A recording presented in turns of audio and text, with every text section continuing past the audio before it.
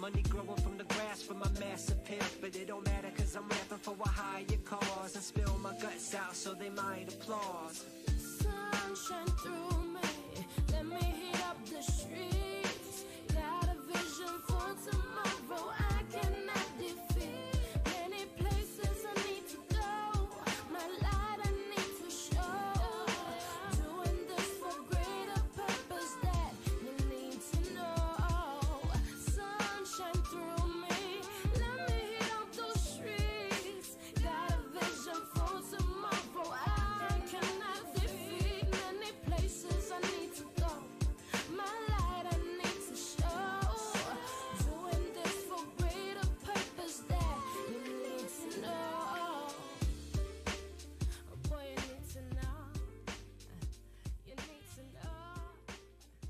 You need to know.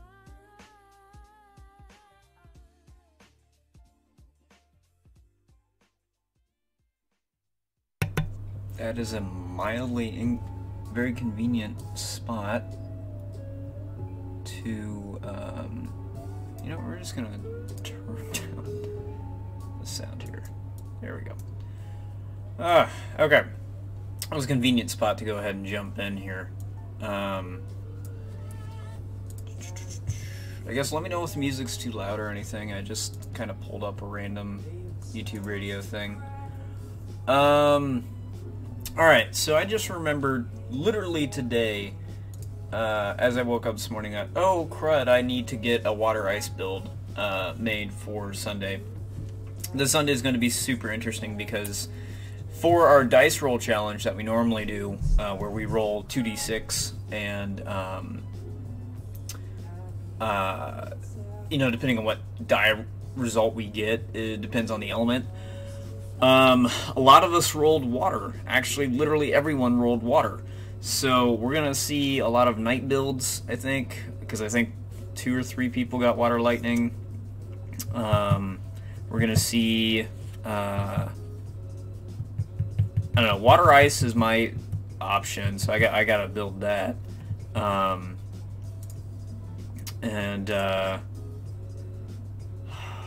I don't know. It's going to be kind of interesting to see what we can whip up. I actually have no idea what I'm going to be building right now.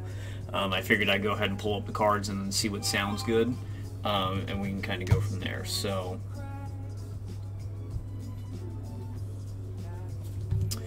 alright, so let's just go ahead and look at some of the cards. Usually we try to look at forwards when we do this. Try to determine our archetype. So, things that we know about ice. We know that the Final Fantasy VIII archetype in it is kind of strong.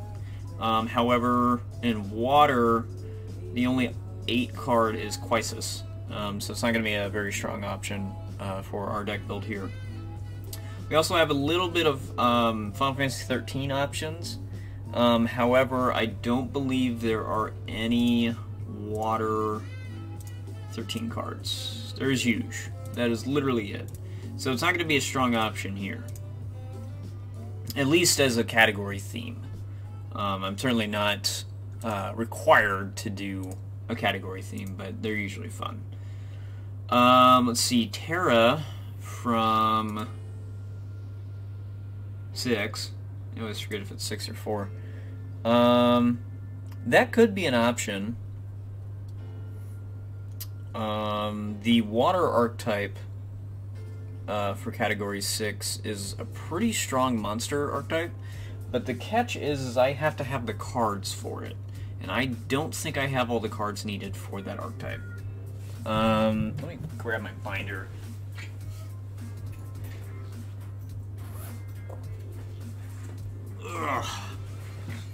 Because yeah, one of the things we had to find by our local game store is previously we were running no problems with proxies, but he later made it clear that, you know, do not bank on proxies just because it's, I don't know, it's kind of weird because someone could come in with an entire proxy deck and take first and then just run away with prize support when they didn't even like support the game technically. And I totally get that. I understand that, and I support that decision. So I gotta make sure I play by the rules here. Now, Ice Category 6, I don't have a lot of the cards, so I don't know if I'm going to be able to do that, per se. Because, like, I've only got one block, and I don't have any Sellies. I don't have... I probably have the Setzers and stuff, but...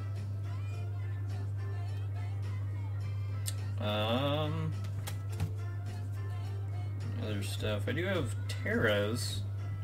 There's not really a tax archetype. The Terra that I'm looking at is this one, where she increases summon cost for the opponent by 1. I could partner that with another tax card in Ice that increases summon cost by 3, so it'd be a total of 4. But I just don't know if that's necessary right now. And I don't know if I could build something very good off of that.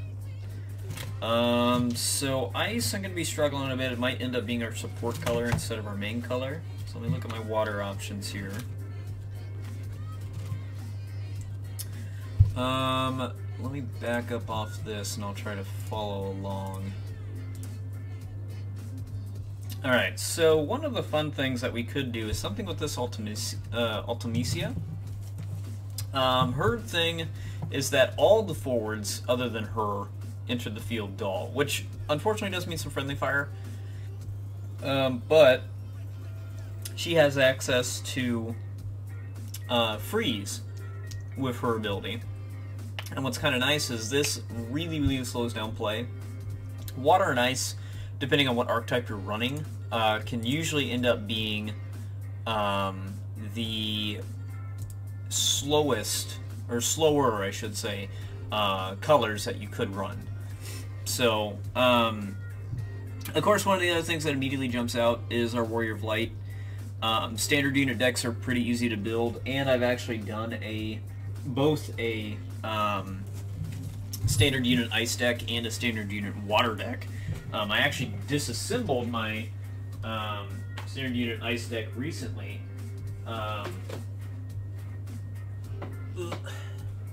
Just because it wasn't working out all too well. But I still do have my Water deck built that I might need to borrow some cards from. We'll see. Because I do have some Bismarcks. Bismarck is going to be an incredibly important card. It's a summon, so I'm not going to worry about bringing it up. Now, one of the other things that also jumps out to me is Ash. I do have plenty of Ashes. Let's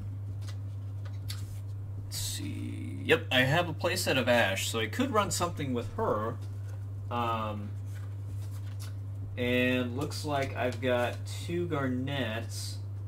So, Garnet's another really good card. Let me see if I can find her here. This one here.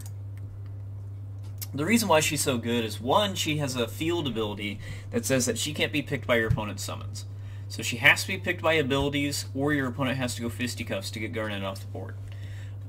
When I cast a summon, all the forwards I control gain 1,000 power. And also, for paying 2 water CP, I can cast any summon 3 or less, no matter the color or element, without paying the cost. Technically, I pay 2 water CP for the cost. But I can play like a wind summon just for paying 2 water CP, which normally isn't available. Stuff like that. Garnet's actually very commonly ran, so it's certainly something to consider here. Now, looking at the 6 archetype, I do have 4 Gals, so that means we could do some monster shenanigans and just not rely on the Ice side. I do have some Minwoos here, forward Minwoo. We could do a crazy summon archetype that focuses on use of him. That is tricky. So the Gal, sorry, I need to make sure I'm showing you guys these.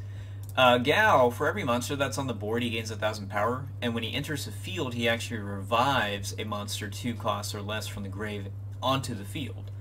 So it's a very good card in the monster archetype, and certainly something to consider. Hey Wingtide, thanks for tuning in. This is kind of a very casual stream, so you'll have to bear with me here. One of the other options that it looks like I've got, might not be the strongest option at least, is Titus. Titus is a card. Let me see if I can find it here. Yep. So for every other forward I control, this Titus gains 1,000 power. His special ability, which means I have to pitch another Titus and then also generate 2 water CP outside of that, he gains Brave and he can attack a number of times equal to the points of damage that I've taken. I'm not a huge fan of this special ability just because it does require the self-damage in order to be good.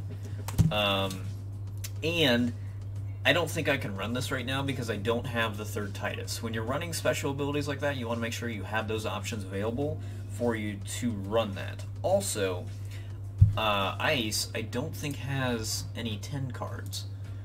Let's take a peek here. They have 1. Noosh. So that's not going to help us very much here trying to figure out our archetype.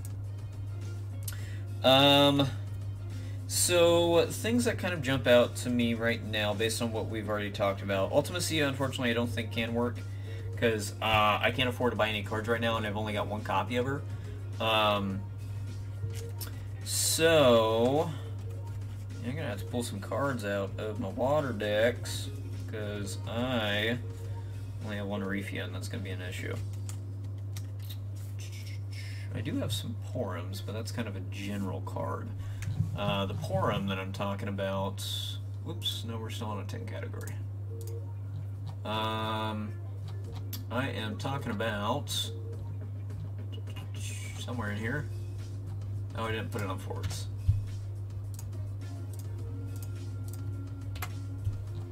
Let's go to the bottom here. The Porum I'm talking about is this one. Really good just because when she comes onto the field, no matter what, even if she also hits damage, you get to look at the top 3 cards of your deck, you don't have to show them to your opponent, and then you get to add 1 to your hand and then put the other 2 at the bottom. That's a great effect. However, her more important effect is the ability for her to cancel an action ability, which can be pretty key, and that's an incredibly low cost. Just 1 CP and Dull in her. She's not really meant to attack because she's really under curve. Normally a 4-drop CP would need to be 8,000 power. She's only 5. So really, really not worth trying to make her offensive. She's more of a support card. And Water has a fair amount of those. So, gosh, this is tough because I don't really know what other options we've got. Category 4 might have some stuff for us because I'm looking in Water. I've got the Rosas. I've got Cecil in another deck. Cecil, where you at, boy? This one.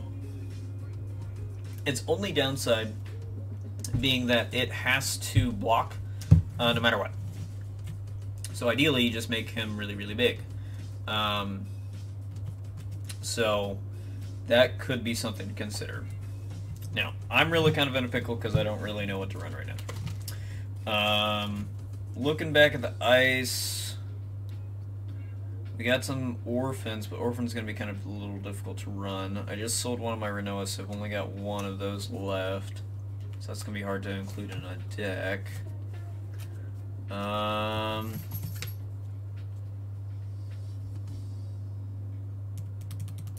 I really wish I could do the Ultimacia. That would be a fun deck build. Now there is the option of Moogle. Moogle always has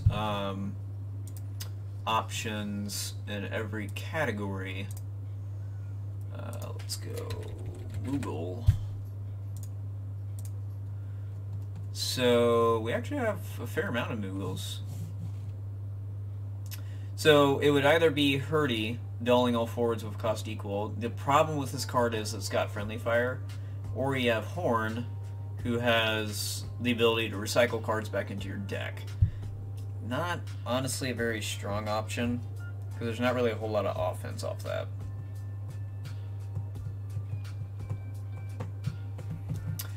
So, man, what are we gonna do? Whoops. Oh man.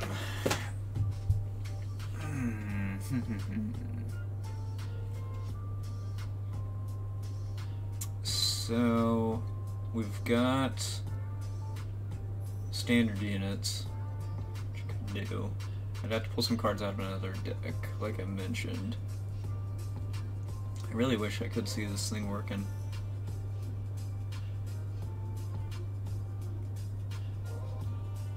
I could always ask to see if people got that to borrow.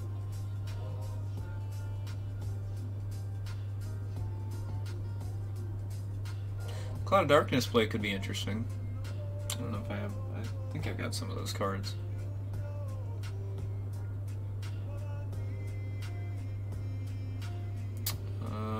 Of course, there's the Viking engine that we could consider. The Viking engine actually just bases off of a new version of Layla that actually brings in one from the grave. Let me try to find it here so I can show you what I'm referencing. This one.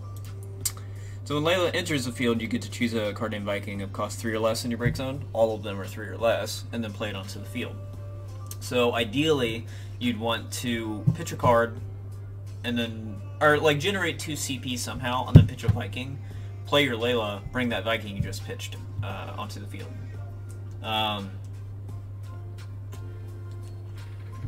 So this card is seeing a lot of play in the meta today, and it's really, really dumb when it's partnered with Cloud of Darkness. Cloud of Darkness is a really overpowered card that, when she enters the field, she saps a target of 2,000 power per forward that you control. So in Vikings, where you're flooding these guys onto the board, it gets really strong because you really just need 4 forwards and then Cloud of Darkness coming in and you get to sap something for 10k, and she gets to sap an opponent for 1,000 per forward anytime that she's attacking on later turns. This card is dumb. Really hated this card. So man, I don't know right now. So, going off of what we have, we've got some options to play cards that aren't really expected. So, let's just hop into a deck builder and kind of go from there. So, we're going to go ahead and set these on here.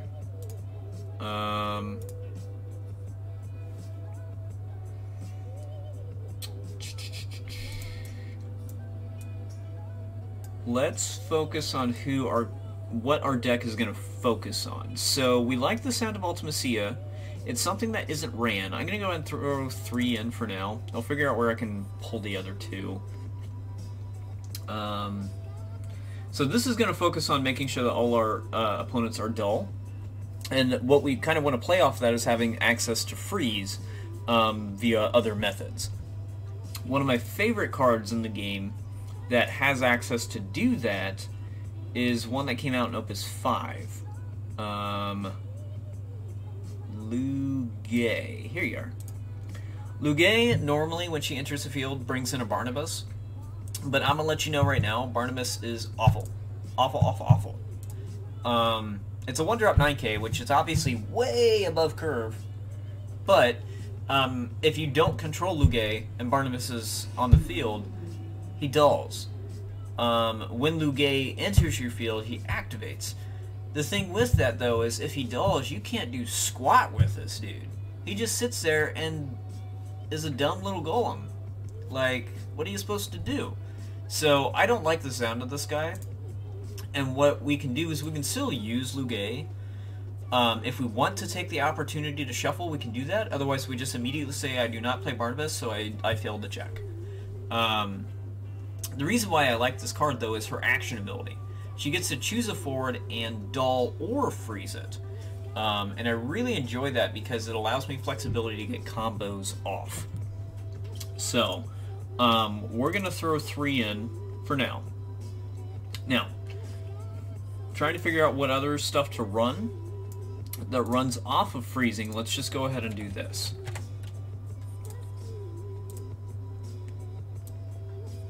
We're obviously going to have a lot of ice cards come in for the freeze compared to the water. So, Shiva, of course, is a decent summon. You get to pick a forward and dull and freeze it. That's a good effect. However, we can do this for a little cheaper now with a monster that just came out up to 6, Snow Giant. Whoops. Snow Giant does it for 2 CP technically, 1 for coming in, 1 for the effect. The only downside is it is an action ability.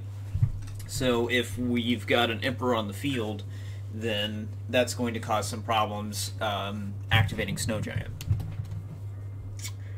So I do like these. I'm going to go ahead and throw 2 in for now. And then we'll kind of get back to that. So let's hop back up to the front here. Snow will immediately dull an opponent when it attacks, and if I've cast Shiva this turn, it'll freeze it. And actually, this is a card that's sometimes hard to get. I have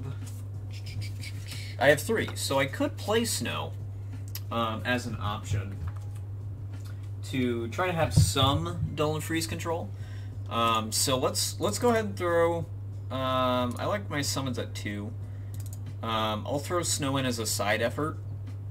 And we'll throw some other version of the Shiva in as well, just for that. So Laguna's another option. When he enters the field, he picks a forward, dulls it. If I also control Squall, we freeze it as well.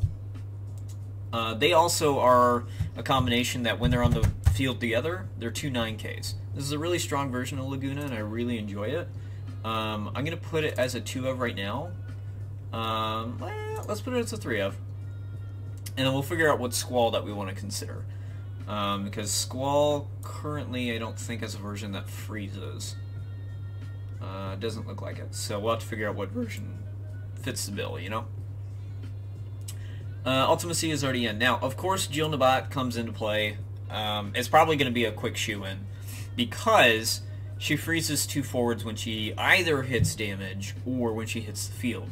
So we really need the freeze control. This is one of the best freeze controls out there. We're going to put it at a 3.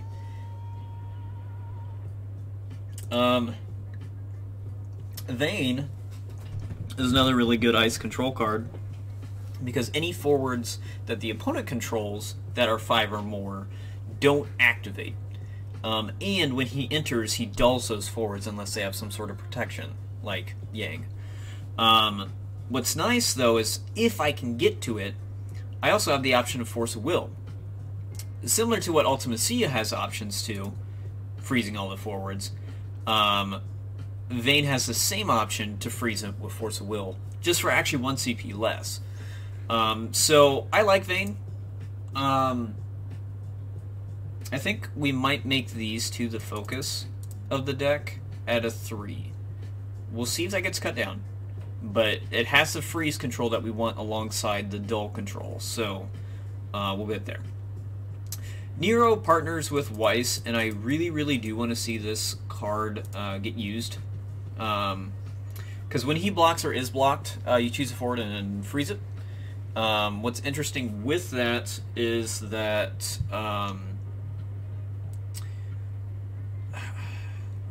when an opponent blocks, it isn't immediately dulled. It's frozen, yes. And normally, if an opponent's going to block, they're either chump blocking or they are going to win a situation. What's nice with this effect is it doesn't have to be the forward that Nero blocked or is blocking. So he gets a little bigger when Weiss is on the field. He's at an 8K, so he technically gets above curve. But I don't know. I'm just not big on this one just because of the block requirement. There's another really good summon in the Ice archetype that actually focuses on, if your opponent blocks, you break it, but then there's no point for the freeze. So when Nero is blocked, you could break that forward and then freeze another target, sure. Is that worth all that resource, though?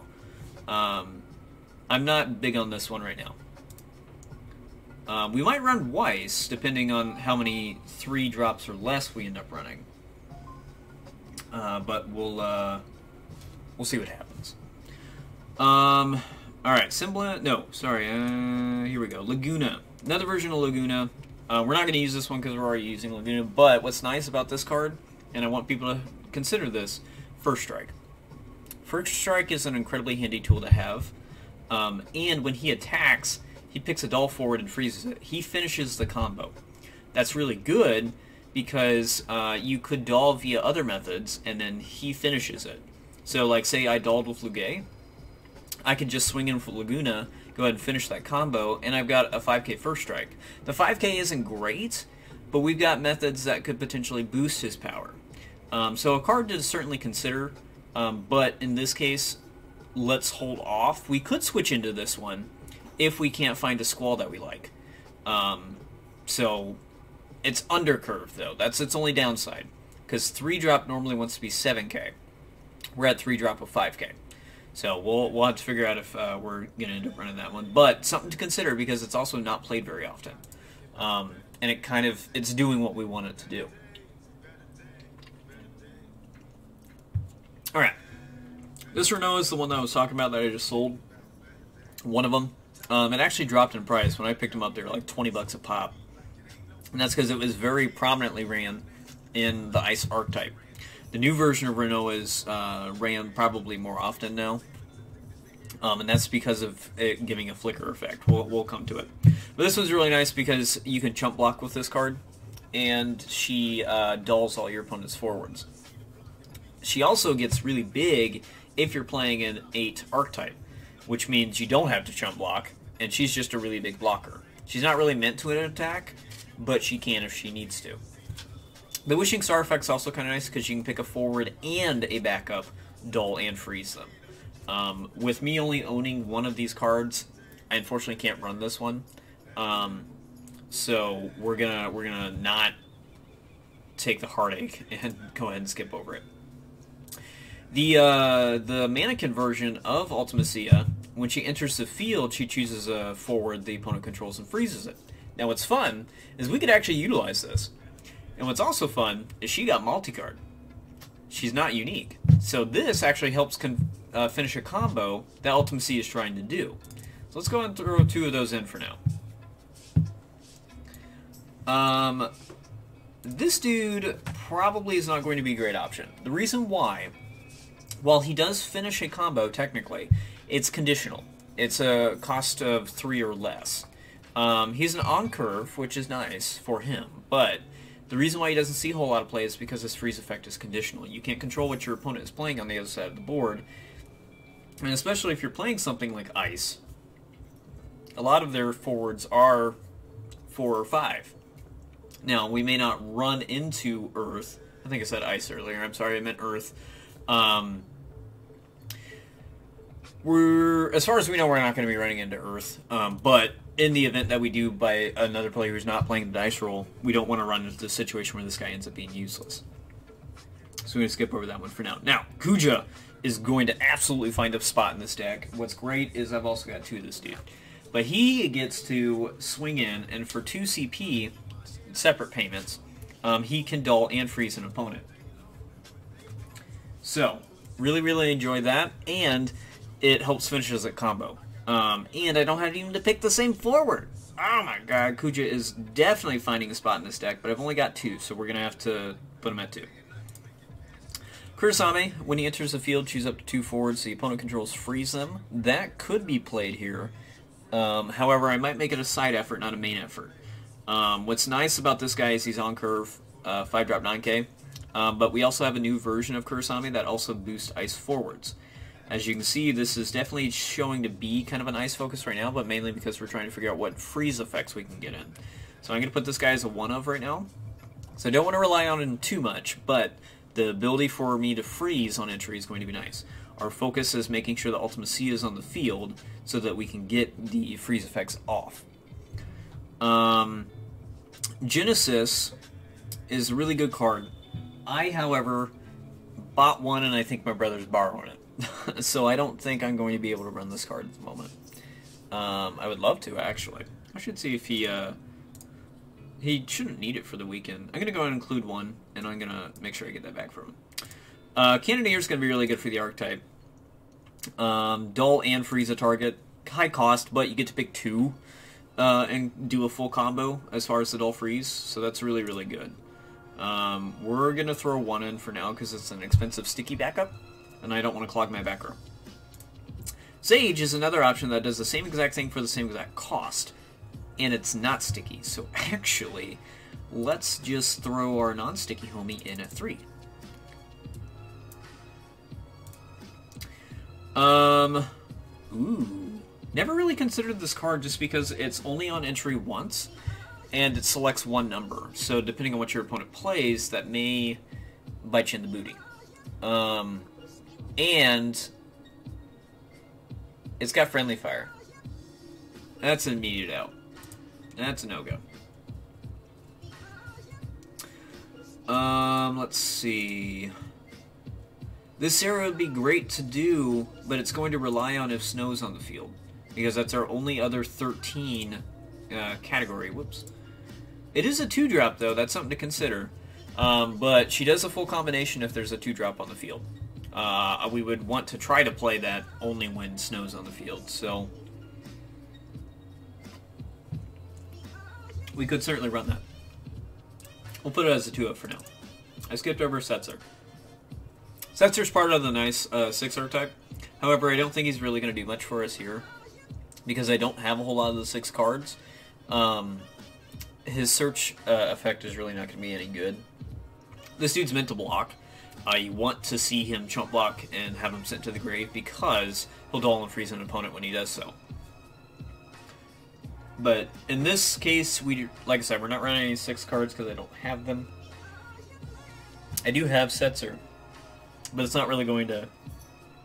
We're not going to be able to benefit from the full effect of the card, so... Selly's a really good card, but I unfortunately don't have any. She's a pretty hard pull to get. So would definitely get an immediate free or immediate spot in our deck, but just unfortunately don't have that. She has the unique ability to freeze a character, which could also mean a backup. So that's always kind of nice. Rogue is a kamikaze unit because of her effect that when she deals damage to a forward, she dulls and freezes it. Which, initially when I saw this card, I was like, well, what's the point of that? Like, in order to deal damage to a forward, you're either going to win the situation or you're going to lose the situation. What's going on? And I was told that literally it's just meant as a kamikaze unit to go in there, clash with something, and then dull and freeze it. It's a bomb. And honestly, it puts pressure on your opponent. Be like, if you want to block this, that's fine, but you're going to dull and freeze. Otherwise, you just let me take this 3 point of damage real quick, and you get your blocker still up. So we'll put 2 in for now. Babas is actually something we could consider because when an opponent's forward attacks, it immediately dulls. Babas says if they don't pay 1, they freeze it, and that's actually kind of what we want to do. We want to have that in there, so we'll put Babas as a 2-of just to try to help the Ultimacia idea. As you can see, we got to get some water options in here. This is going to be a real hard trim to figure out how we're going to get this down and then include more water. Orphan could be considered actually, because if we're going to do more of an ice focus with a water support, then we could have an easy time getting 5 or more ice characters on the field. Where Orphan needs that because when he comes in, he just picks 2 forwards and dulls them, but if I control 5 or more ice characters, I could freeze him as well. So definitely something that we can consider. I'm going to put it as a 2-of at the moment. We might have to cut that down to a 1-of for deck space, but it's something that could run pretty easily in this deck. Glacial Bias is a really, really good summon. It's definitely going to find a spot in our deck, but mainly just because of the flexibility. You know, we could dull, we could freeze. If we've already got something dull, we can hit something for 7k. I really am not a fan of discard archetype, by the way. So some of these cards do have the option to force my opponent to discard a card. I'm very likely not going to use those. That's just a personal thing. I don't want to force my opponent into a situation like that because the discard meta is dumb. I really don't like it. So, anyway. So we're really going to use those more for dull freeze and the 7k shot. Actually, I don't even think a lot of people use that for the discard anyway. Emperor. You, when he enters the field, I can pay 1. The opponent will discard. Probably won't use that. But when my opponent draws a card outside of his or her draw phase, I get to choose 1/4 that my opponent controls and do a full combo for the dull freeze. He's on curve. Really, really good card. I've got... How many of this dude? I've got 2. Honestly, we should definitely run this. This is an excellent card to counter Vikings, excuse me. And we're definitely going to make some heads roll with that card, so we're definitely going to go for that. Luge already found a spot in our deck, just for the flexibility, but we might cut it down to 2. So no problems there. Imina. There are 2 versions of Imina that we could consider. This one actually does have a freeze effect, so it might end up winning that exchange. But the other one actually makes Kurosame and the other guy, I forget his name right now, 1 cheaper, which could make all the difference because all of those cards are very expensive. There's a version that came out in Opus 6 for both those cards. One does a 10k shot on a dull forward. Surprisingly, we haven't seen much play on that. And the other one is a... what does he do? Oh, he searches one of the trio, and then he also boosts ice forwards by 1,000, which can be pretty handy. And having him 1 cheaper makes him a little easier to get out. However, I think with this one having the freeze effect, we'll definitely want to see this one over the other Imina. So we're going to go and put that at 2 of. Scholar does have a dull and freeze effect, but it's for a forward of 2 or less. Really not worth a deck slot right now, because it's very limited on what it can select. Kuja. This version of Kuja. I actually don't own any, I think. Yeah, I don't own any. But this has the unique option of being able to dull and freeze a monster as well, instead of a forward. Really, that's not going to come into play a whole lot unless I'm running against monsters that turn into forwards. And it has a side ability to revive itself back to your hand, right? Return Kuja to your hand, yeah, by pitching 2 ice backups. We don't have any of this card, unfortunately. Otherwise, we definitely would consider it. And we're also running the other Kuja, so we don't want to run into any unique card issues. So we're going to skip over that. Now, we obviously have a crap ton of water going on right now, mainly because we were focusing on the freeze. Now, I'm going to go and put this on the dull. I want to look at water and see what options in here we have for dulling. Now, this is something to consider because we have a version of Ultimacia that relies on special abilities. This Ultimacia is actually really bad. Really, really bad. And the reason why is because it requires so much cost to get so little out of. Its first effect. Dull 3 active forwards that you control because you have to pay cost, not your opponent, and you get to pick a forward and dull it. So you dull 3 of your dudes to dull 1 of their dudes, and that's really not good. Really not good.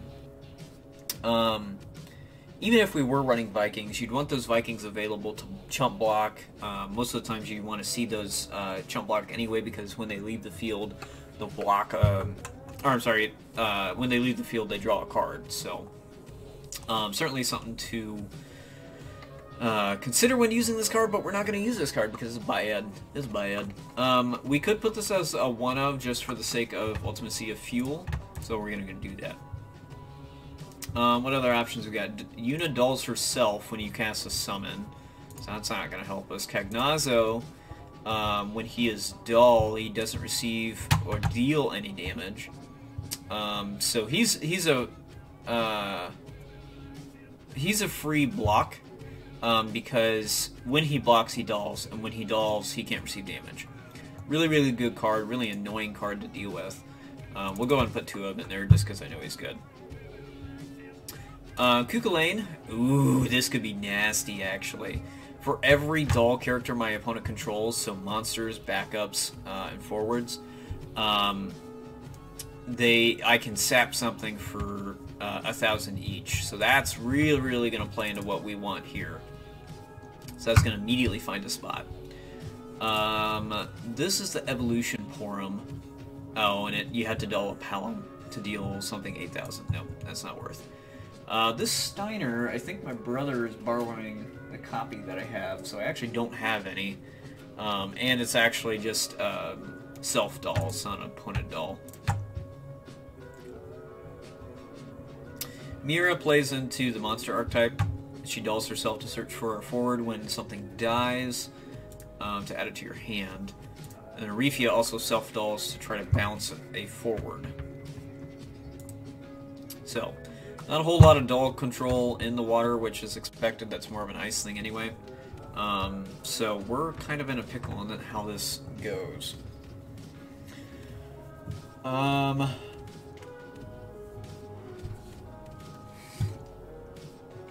We're really all over the board right now, guys. And I don't know if I'm digging this.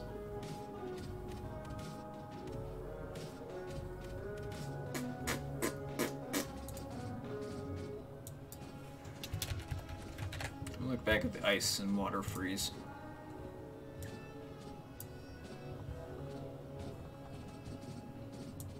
I think something I was considering is maybe doing the mono ice tax just with some water splash. So the tax is actually an FFTA kind of thing. Citadel, when the opponent forward enters the field, if they don't pay 1, they dull that forward. Remedy is the other combination of that. If the opponent plays a character onto the field from other than his or her break zone, they don't pay 2, they break it, which is fine. That actually counters Vikings really, really well. Babas is also part of that with the attack of freeze. Mute. I know I have these cards. Perhaps we should focus on this. Let's go and do that. We're going to make this the focus, actually.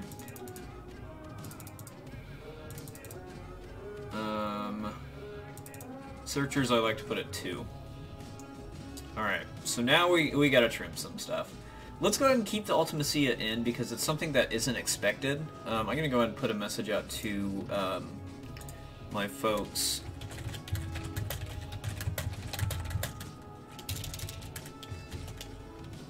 Ultimacia 152L that I can either trade for or borrow on Sunday.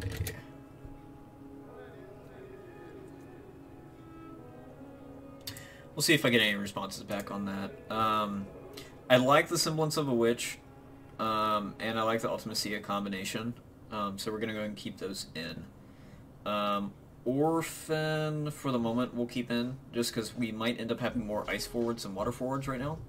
So we'll see how that goes. This Kurasame probably will get cut. It has a pretty nice entrance effect, but we might... I don't know. This is tough, guys. I don't know why I'm struggling so much with this one today. Kurasame. Alright, so 2 versions of Kurasame. Is the one that we were looking at. Choose 2 forwards, freeze them. The other option is when you come in, you search Emina and Kazuza. That was the other one. And add it to your hand. And then all ice forwards are boosted by 1,000. That's really nice because it could partner with Duke Larg.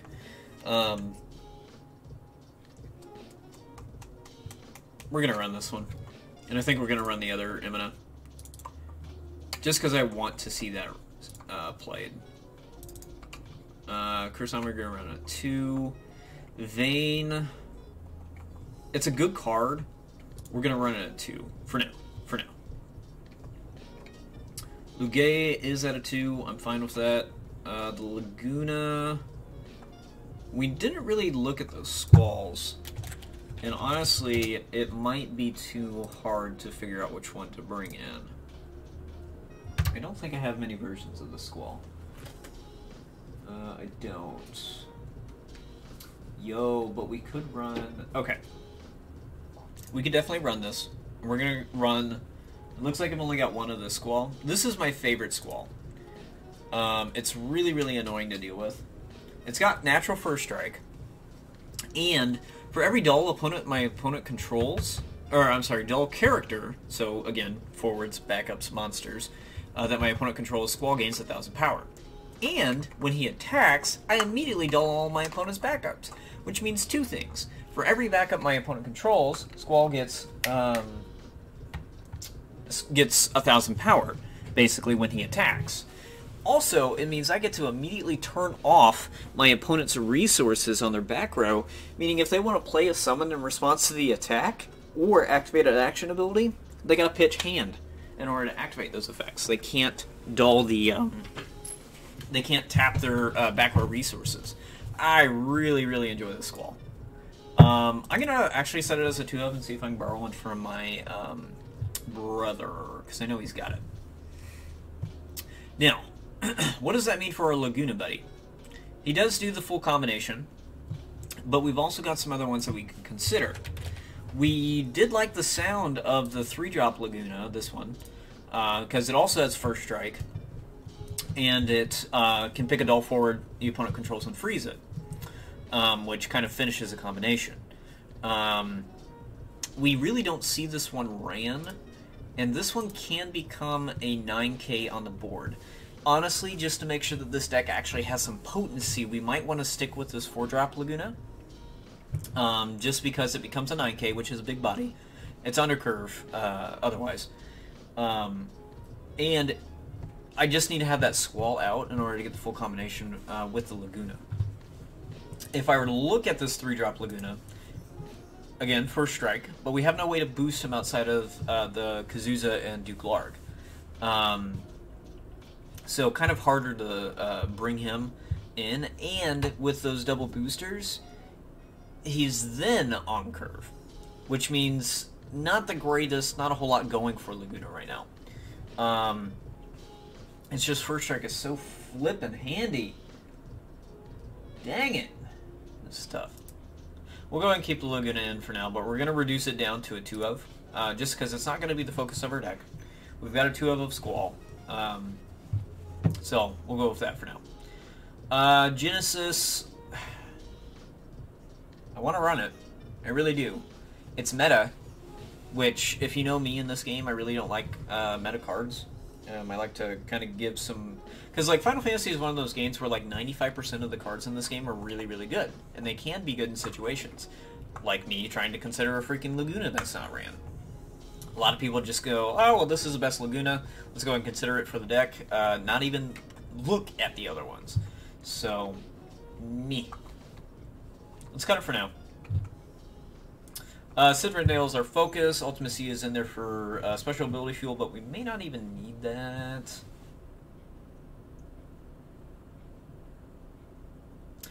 What's kind of funny is Ultimacia actually counteracts what Sid Rendale's doing.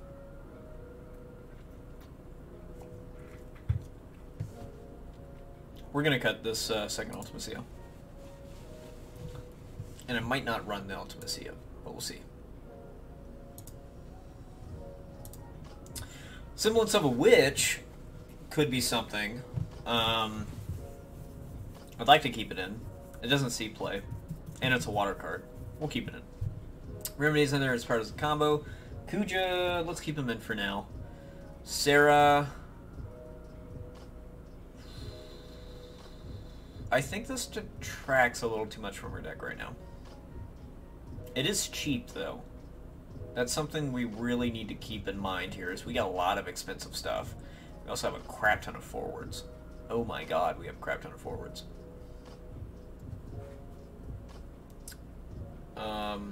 That's gonna be a problem. Dang. Alright. We're gonna cut the Squall's Laguna. We really need to focus in right now. Alright. The problem is there's so many cards that we want to see used that it's difficult to be like, okay, which ones do I for sure want? I think the Emperor's going to stay. Just because we know it's going to give... it's going to be a huge problem to Vikings, and we're expecting to run into a lot of Vikings.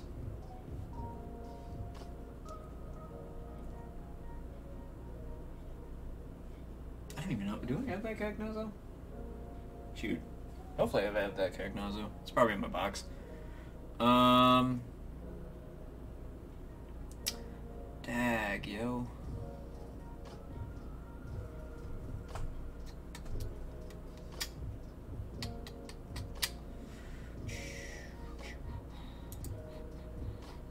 This is why we need a 60 card deck, guys. Square Enix, please. Alright, we'll go and cut them now, and we'll figure out what our cheaper options are going to be. We're still going to need to trim some down. That sucks, man.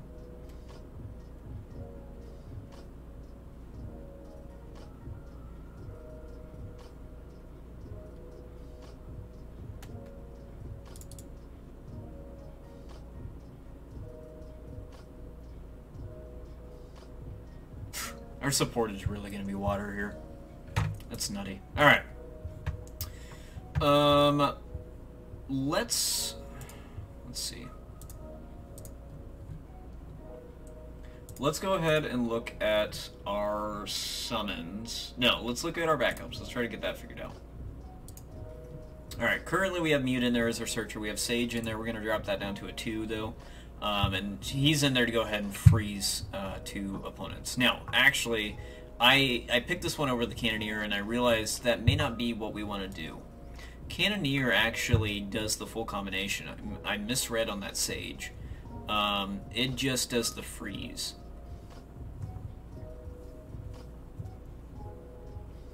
Let's go ahead and put the Cannoneer back in, but we're going to put it as a 1-of right now. Where are you, Cannoneer? There you are. So, nope, dull and freeze. So, yeah. Alright, so first off, we need to figure out our 2-drop backups. Now, when I do a deck build, I try to focus on having 10 2-drop backups at minimum. Depending on what you're running, you can kind of flex that. Like, if you're running aggro, it's not too much of a concern. But part of me also says that it is still a bit of a concern. Just because you want to make sure that when you're running aggro, you play affordable cards. So, we'll really have to kind of see how this works here.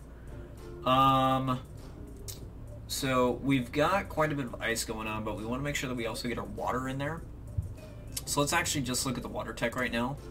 And we'll kind of go from there. So, Avelius, Knights, Scholar, choose a forward, you control and bring it back to your hand. That allows me to kind of save my dude, if need be.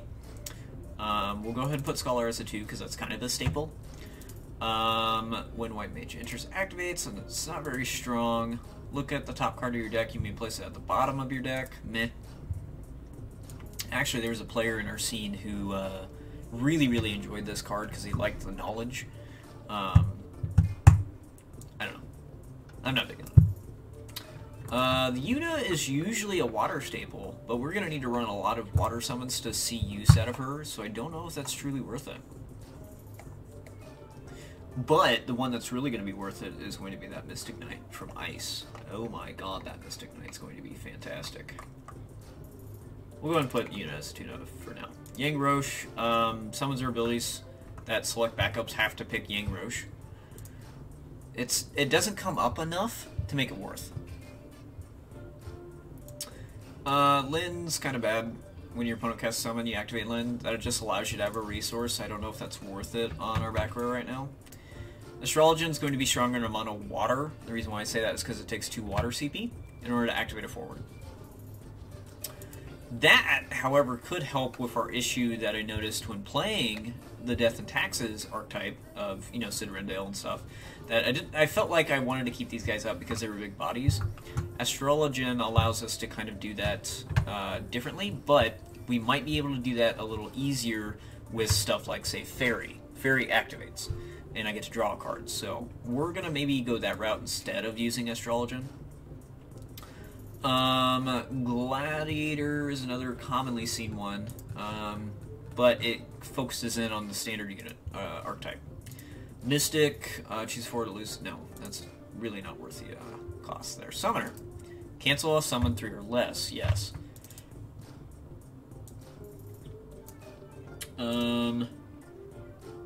Nope. party attacking, I get to draw. No. Don't have Minwoo in here. But we're going to fit it in. Yeah, we'll definitely fit it in. I was just trying to think of, in comparison to Flintlock. Flintlock can pick a forward and give it the Minwoo benefit, which is basically saying it can't take damage that's less than its power.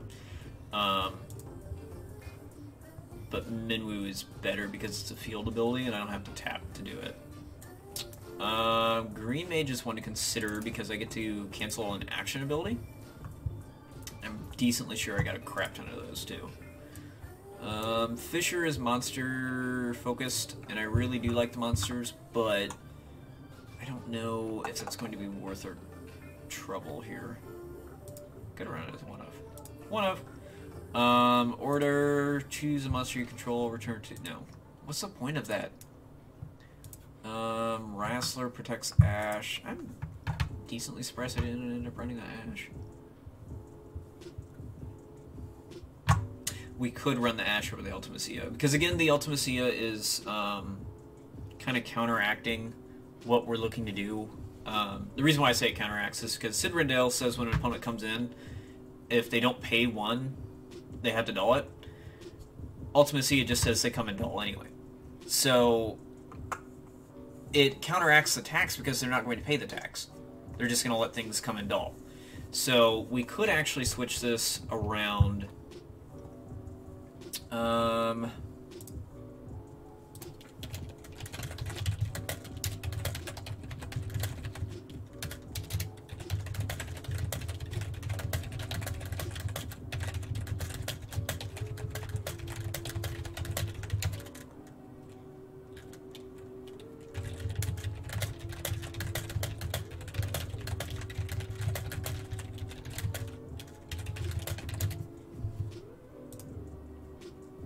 So if I run the Ash combo... Ooh, I think I... Oh, my brother might be borrowing my Razzlers. Hang on. Ugh, or Razzler, whatever. Ugh. We're gonna set my card collection up so I can go through it here. Ah, backwards.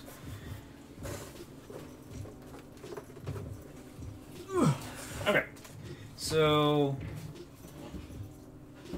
Razzler.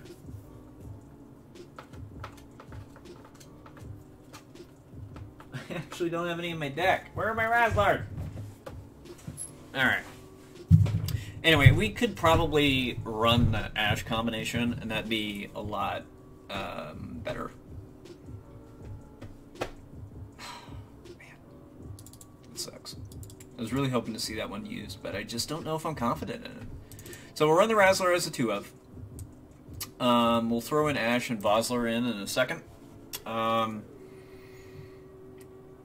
let's just go ahead and do that now. Whoops, no! That's not the one I want. There we go. 1, 2, 3. And then Vosler. Put him as 2-of. Okay. We'll see how that goes. Let's see. So we were at Razzler. Evoker no, Summoner no. What? Cast a summon from your hand to cause. Oh, that could benefit Ice summons. Oh! Oh, yeah, we're considering this one. The reason why I do that is because let's think about some of the really good, expensive summons in this these two elements. Let's go ahead and just make it like... I don't think there's any 9 costs, but anyway. One of the ones that jumped into my head immediately is Hades. And actually, I think it was this one that I was thinking of. Choose a forward, choose a backup. You dull the forward, return the backup to the opponent's hand, and if they didn't have a hand, they have to discard a card. Which, like I said, if they didn't have a hand, you just force them to discard that backup. What's really nice about that is this actually targets backups, which is not very commonly seen to have backup control. Really something we could consider here. And think about it, I want to get Mystic Knight in here. Mystic Knight, when she attacks, is going to make any summon that I cast on the attack 1 cheaper. In combination with the summoner, I can make the next summon that's cast 2 cheaper. So I can bring this Hades down to a 2 cost in combination of all that. Man. Yeah, we gotta do this. We have got to figure out a way to make this work. Because, oh my god, that just sounds amazing. I run a similar combination with the Yuna and that summoner with this Sildra to bring it down to a 3 cost to bounce 2 forwards. Really, really good value. And it's cheesy as heck. Cheesy as all heck. Let's see, any other ones that we could consider?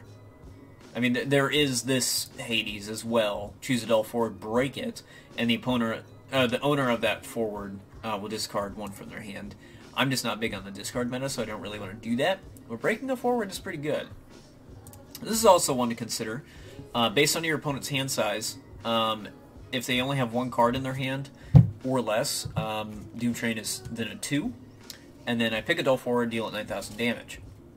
If I cast this on combination of Mystic Knight, I could hit something for 1 CP, 9,000 damage, which is hella value. Hella value. Or if I need to, I could pop that summoner to also give it the reduction. So we'll definitely poke around with this because, oh my god, this just sounds so much fun. Let's see, the other summons while we're here that we want to consider. Oh, I was like, where are all my dudes? Let's go get these guys off. Alright, so we have other options. There's our ferry that we were talking about that will run over whatever that Astrologian, the water backup. So we'll run that one, just try to get some activations off of that. Yuna might end up getting cut. We'll make it work. I think my focus is really going to be on the ice forwards compared to water forwards. This Shiva is really fun because she will pick 2 forwards and dull them, which is really nice control. Could run Zalera. The downside is this does have friendly fire. I need to keep that in mind.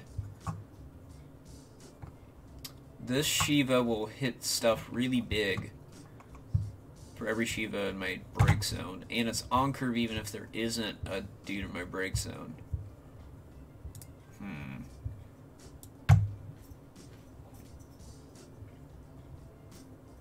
See what else. Poo-poo's fun. Discard a card, then draw 2 cards. If I don't have anything to discard, I get to +2.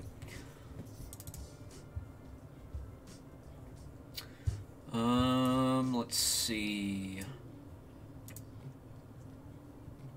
Blitch is something to consider. Whoops. Deal each forward opponent controls damage equal to half its power. What's fun is people will do a combination of Genesis Avatar, where they bring in Genesis Avatar who has the same exact effect. He deals each forward damage equal to half its power. And then people will flicker it to get the effect again, which is a board wipe. It's nasty, it's powerful, I hate it. I just don't know. We don't have a way to flicker it in this case, so I'm kind of on it.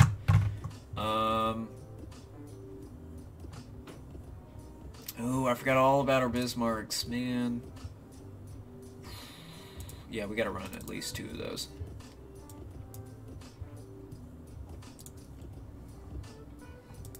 That's gonna base on my hand size. Which I don't play with a big hand half the time, so I'm gonna not go for that. And then on a Leviathan. This one doesn't have EX Burst, but it has a lot more stuff available to it. So I'd like it. Okay, we have 20 summons. That's a problem. This is so difficult. Okay. Oh my god. A lot of water, a lot of ice. Man. It sucks. Okay. What's our not so great options in this list? I think we have enough Dull and Freeze control that we don't really need this Shiva.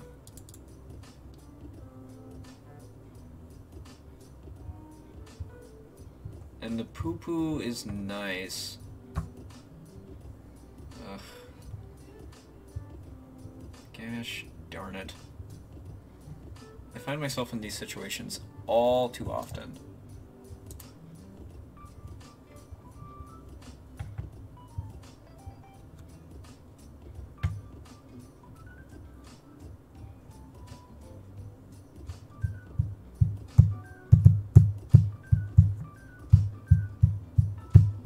I need to go ahead and get our Mystic Knight in before I forget to. This is one of my favorite Ice Standard units, because it's cost reduction thingamajig. It's a lot of fun.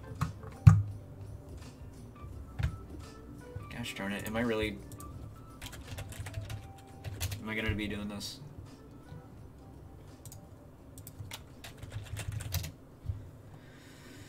Guys, they're standard units.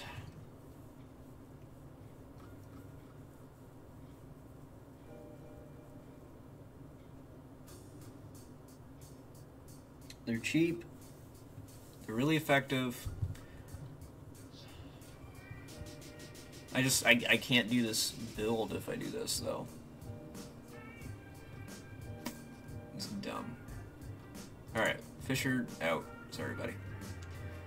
Dang,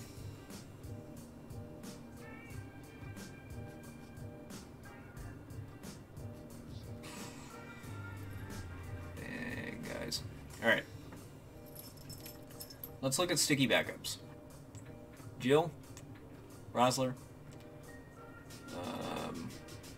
Yuna, Mute, Cannoneer. So that's 5. Not ideal. But workable. Workable for sure.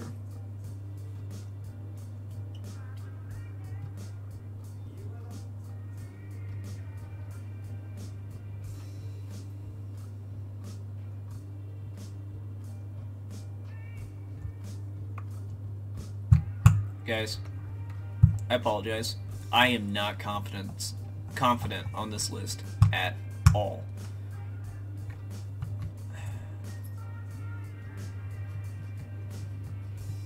We're gonna go standard units. The reason why I say that is because we can still get some of the cheese that I was actually excited for during this deck build process, and we can have some fun. And that's the whole reason why I'm playing this game, is for fun. Yeah, we're gonna do this because when I played the tax archetype, I was like, man, the only thing that we're missing here is the summons, and in order to get the summon stuff in here, we gotta run mono ice. So we're gonna keep Emperor in there because we're gonna end up running Vikings. Ooh, we might keep Remedy in, actually.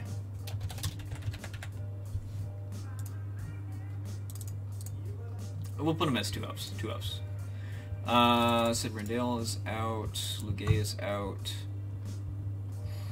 We didn't even end up running the other Emina. So this probably is out. Bossler's out. Orphan's out. Gagnaz is out. Ash is out. Okay. Alright. Back at it again with the standard units. How many freaking standard unit builds have I done? Okay. Standard unit. There we go.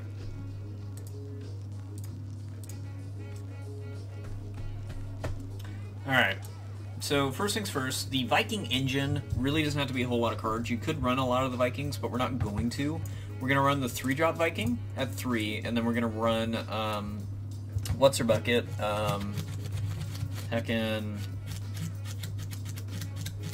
Oh my god. What was her name? Layla. We're going to run her in there as well. Other annoying standard units, obviously our Paladins are fucking busted. Templar's really good. Mughal Knight is one of my favorite water standard units because of his natural protection against summons and abilities. Damage, at least. Arcanist is fun, but it plays just on boosting a water forward, so I'm not huge on it. I love it in my mono water list, but in a dual element list it might not be as strong. Trickster is one to consider, but we're not really going to be fighting a whole lot of Scions, I don't think.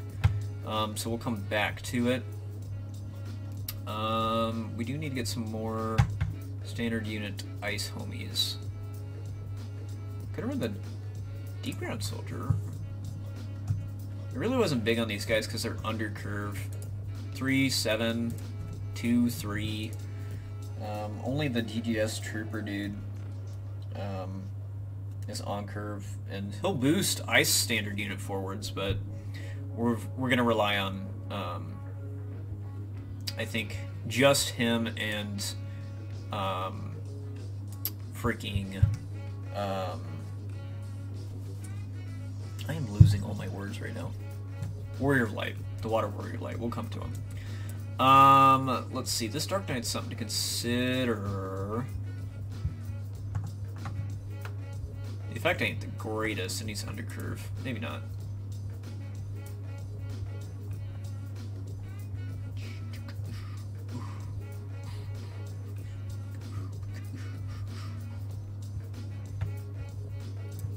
I really do like this Mystic Knight because it has to be pinged off the board by 10k. It's kind of fun.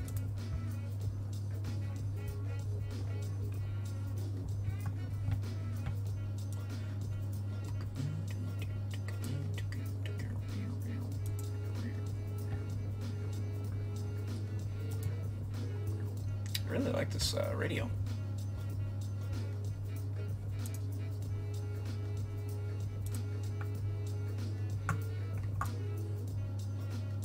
Considering Thaumaturge because it's stupid. That card is a problem in this game. Well, hi there, SK Dale.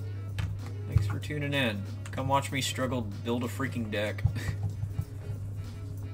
We'll go ahead and throw in Trickster at a 2-of for now.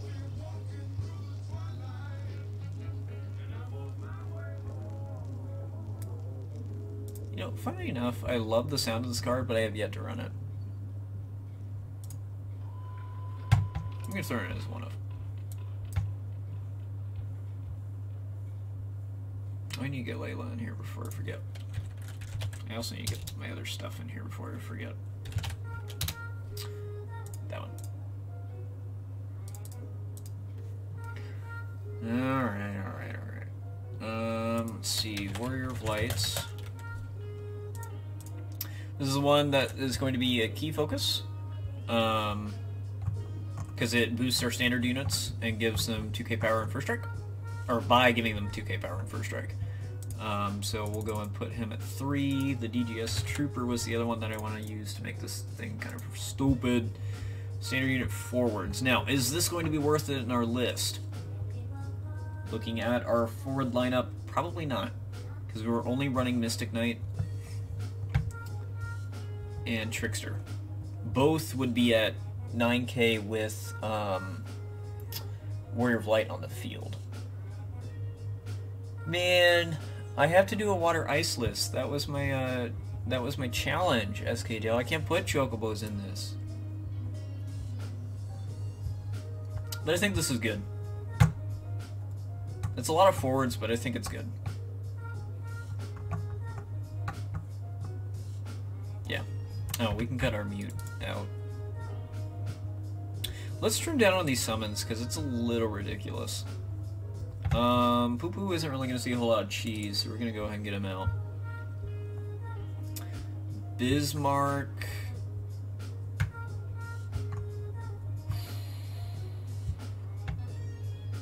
If I cut the Yuna, we'll have a way to at least cast him at 1 if needed via Mystic Knight. Yeah. Yeah, we'll run with that.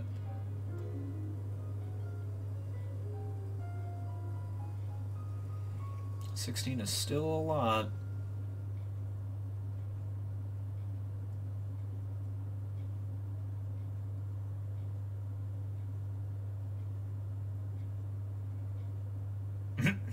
Yes, exactly. Blue Sharpie over our Chocobo cards. It is now a water card. Perfect. I just realized we're not running a whole lot of ice backups. Alright, so we're going to cut this one. As powerful as it is... Ooh, we need to cut that one too.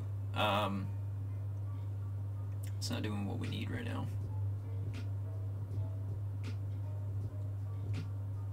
God damn it, I'm still over 50. Ugh. Okay.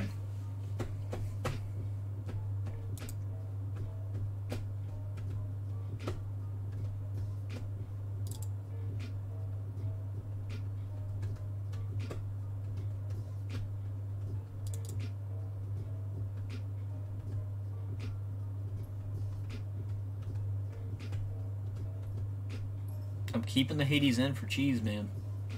It's not going anywhere. But I need more backups. This is why we need 60 cards, people.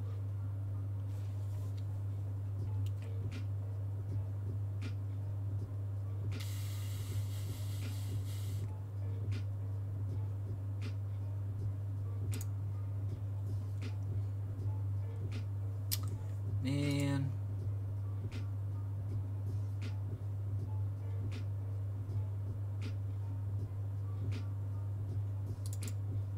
Okay.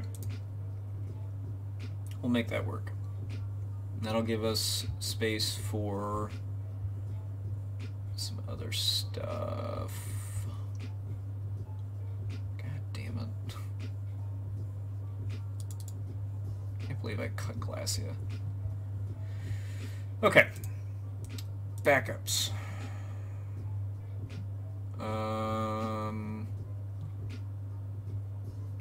We're at 9 right now, so we don't really have to worry about our cost. But I do need to get some more ice backups in here. So what fun ice backups do we get? That one does revive 2 ice summons, which could be pretty powerful.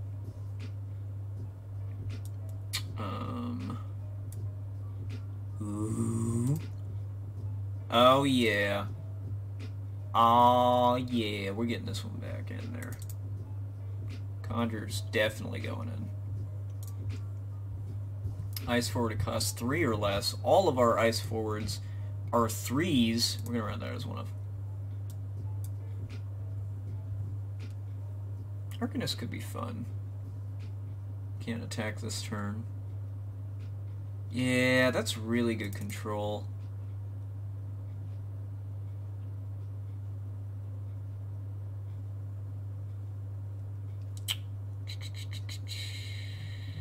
We actually have more ice than water right now. But we need Monster Tech in here. Whoops, I was just looking at standard unit backups. Oh well. I still like my lineup.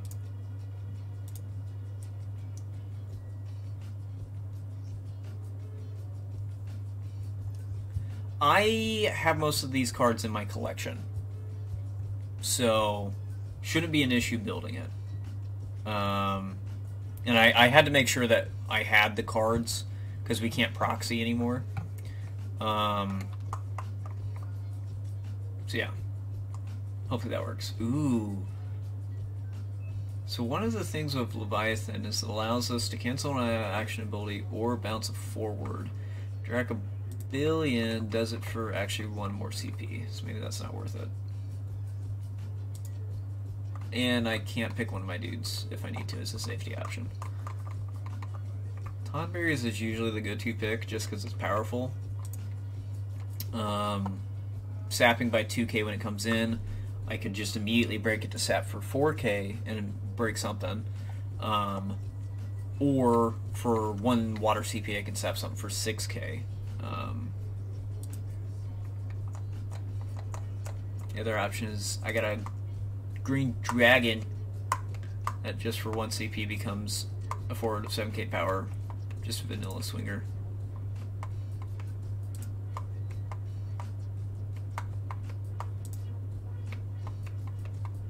I do really love Ozma though.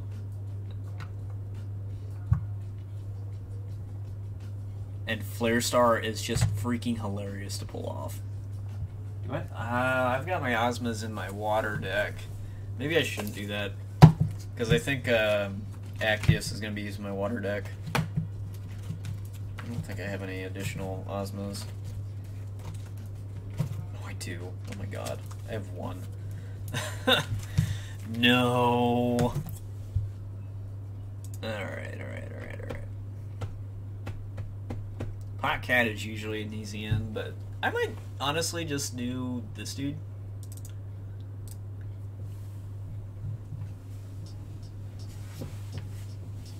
Alright, so in review, it's probably a good idea kind of run through everything again. Make sure that everything in this list is in there for a purpose. Moogle Knight. He's a standard unit, has natural protection, really kind of nice. Well, natural protection in the sense that he can just pay to make himself immune to damage by summons and abilities, which can be pretty freaking handy. Mystic Knight in there because standard unit, and also is one of my favorite ice standard units because of the fact that it can reduce the summon cost by 1. This allows me to combo with, say, Bismarck to reduce power by half. It allows me to also make Shiva a 1-drop to dull 2 forwards, meaning I kind of get to control who gets to block, if at all blocking. So that's kind of nice. Leviathan, I can make a 2-drop to have the option to bounce a forward on the attack stack, cancel an action ability that they might be activating as well, or the forwards I control don't receive any damage from summons if I'm fighting, say, fire or something. I don't know. Doom Train also can get reduced to either a 1-drop or a 3-drop, and hit a dull forward for 9k, which really probably won't see a whole lot of use off of Mystic Knight unless I really need to blast something off the field, but the option's there. Hades is mainly in there for our cheese to get Hades down to a 2 cost, to pick a forward and the backup control, dull the forward, and bounce the backup back to the owner's hand. It's actually backup control, which I really enjoy, and then they have to discard 1 from their hand. It's probably the only discard mechanic that I will be forced to use to do cheese, but we don't see this card used at all, and I want to see it used. So Mystic's got a solid spot in there. Remedy's in there as our anti-Viking because literally everyone rolled water, so we want to have anti-Viking control. So she's just kind of really nice to have in there in case. Emperor is also in there as anti-Viking control because these two in combination make their lives difficult. When when a Viking comes in outside of the hand, so in this case Layla reviving in a Viking, they have to pay 2, otherwise that Viking breaks. Which, while yes they benefit from it breaking to get an extra draw, they don't benefit from having that forward on the board. I'm expecting some people to run Vikings in Cloud of Darkness. I don't want them to have that opportunity to set things up like that. So we'll keep her in there for sure. Emperor is also in there as anti-Viking control because if they draw outside of their draw phase, i.e. what Viking does, I get to pick a forward and dull and freeze it. That is hella control on what the heck's going on, so really enjoy that. So yeah, Emperor's in there for sure. Trickster's in there as another standard unit, and if we happen to run into Scions, this card is going to shine like crazy. It can't receive any damage from forwards that have haste or first strike. And what that means is in the Scion matchup, they have a backup that normally gives forwards haste. All of their Scions gain haste, actually. So it's it's basically like, I'm a chump block everything. Like, it's gonna be great. You have to blast it. Excuse me. You gotta blast it off the board in order to deal with this dude, otherwise I'm going to just sit here and block. So, a lot of fun. Viking and Layla in there as our Viking engine, just because we gotta run it. The Viking engine's great. Right, it's really, really good in the meta right now, and that's mainly because of the draw power and the fact that you get chump blockers onto the field. So running it as a 3 of is kind of maybe a little excessive, but you know what? Yeah, it is a little excessive. We're gonna run that as 2 of. I don't want that the focus of my deck. I want the focus of the Mystic Knight and the Paladin. Yeah! Alright. So Viking and Layla reduced down to a 2 of, that's fine. We still have a bit of the Viking engine in there. Warrior of Light is one of the key focuses of this deck, because it's boosting our standard unit forwards and giving them all, by giving them all 2k power and first strike. Really, really powerful in standard unit archetypes. I really, really enjoy this card. Might have to end up pulling it out of my Dragoon deck, but we'll see what happens.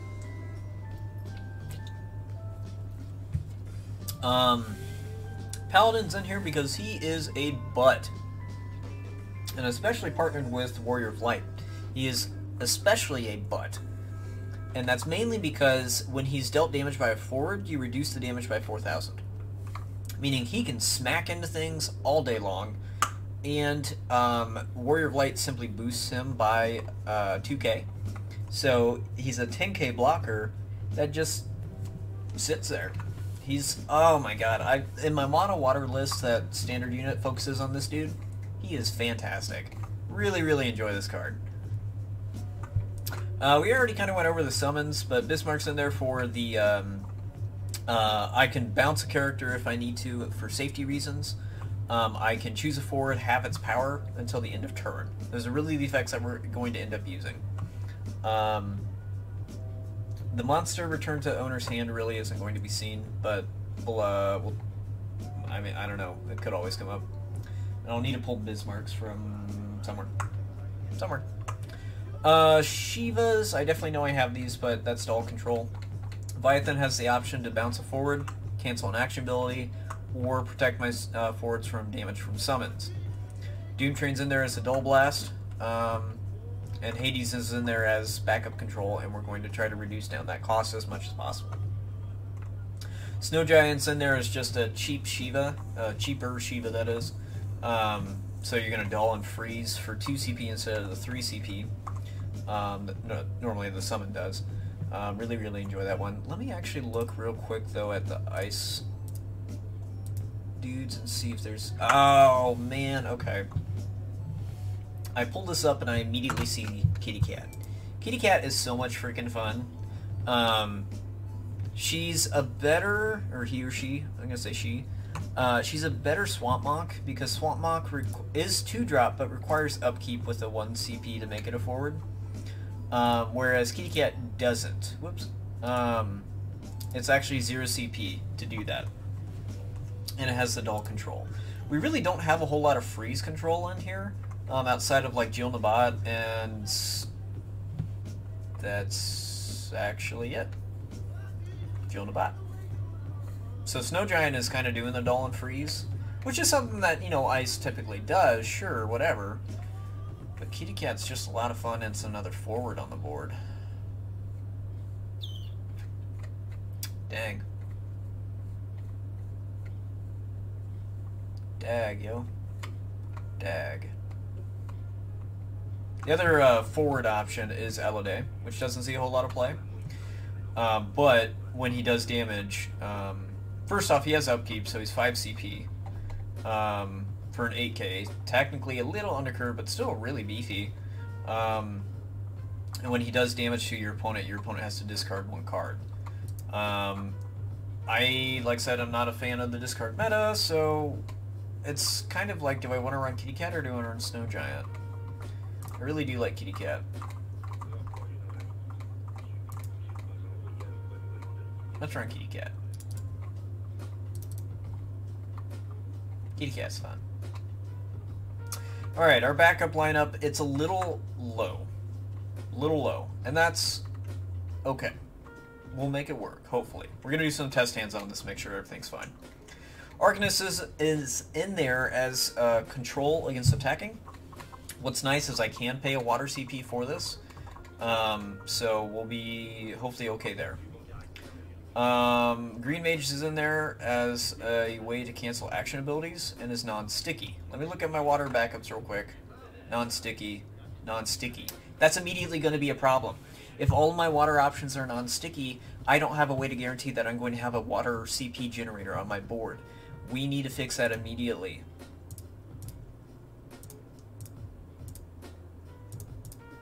We're going to look at 2-drops because it's serving a purpose right now as a 2-drop.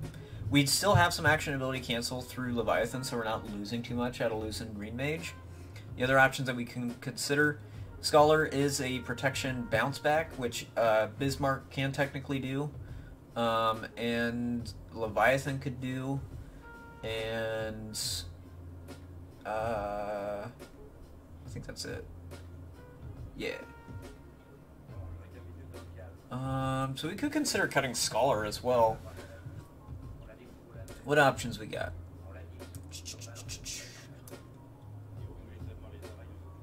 Astrologian's no bueno. I don't like this one.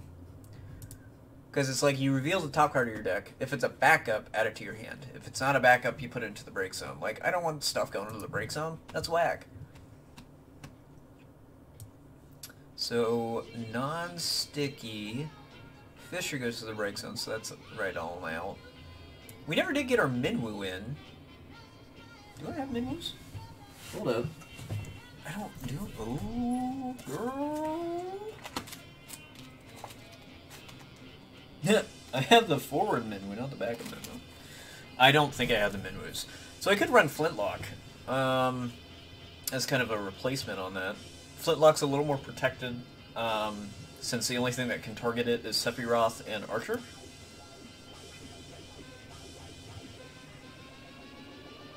Curious what's going on with the music. Let's... Okay, Flintlock's a consideration.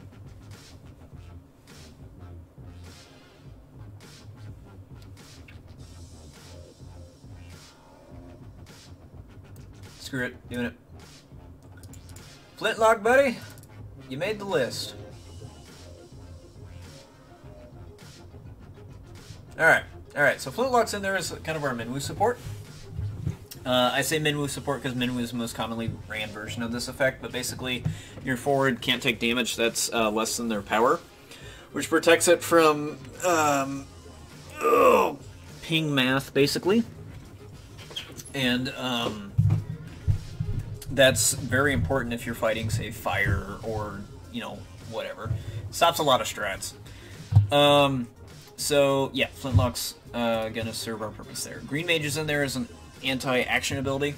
It actually doesn't see a whole lot of break usage, but it serves purpose as a water backup if needed, so we'll see how that runs. Junabot's in there just as a common ice backup. We really don't have a lot of freeze control, but we're going to go ahead and keep her in because she is the freeze control. So a combo's nice with Shiva, so I can main phase 2 Junabot if absolutely needed. And we're running it as a 3-of just to try to make sure that we can have the option to get her special ability off, which is Sadistic Surge. I choose a forward idol and freeze it. So, pretty good effect. And that's for 3 CP, actually. Well, 4 technically, because you doll jail as well. So, yeah, we'll see how that runs.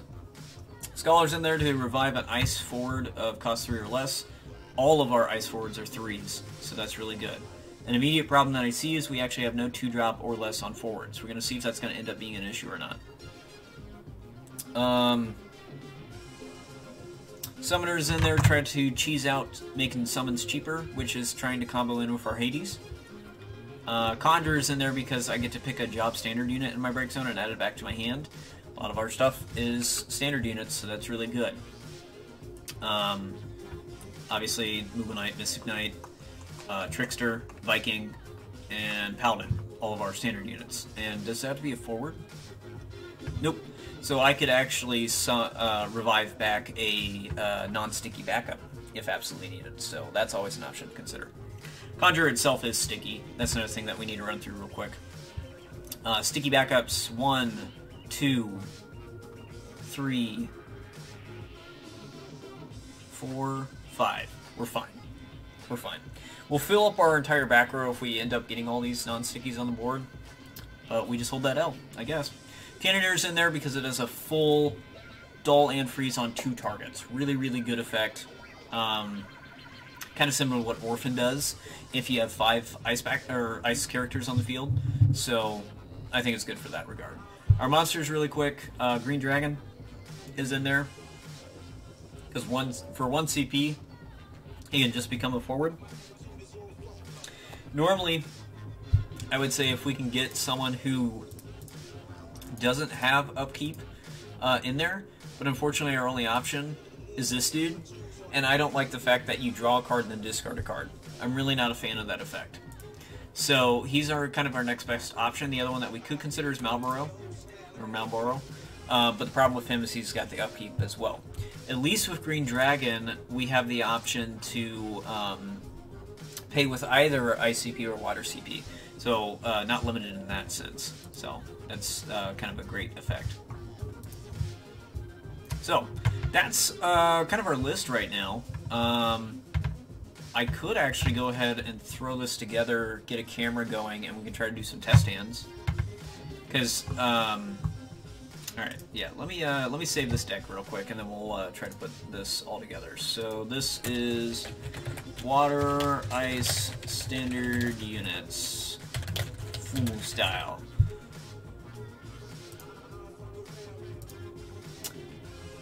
So, we'll go ahead and view it, and then I'm going to draw a sample hand. And this, we didn't draw a single 2-drop backup. So, normally when you pull into your first hand, you want to make sure that you get that. So we're going to mulligan. We pulled into one. Great. So I can't actually play through motions on this method, so that's why I kind of want to build this real quick. We'll get there. Ooh, this is actually a pretty cheap deck, too. Just under 30 bucks. Not a bad start, actually.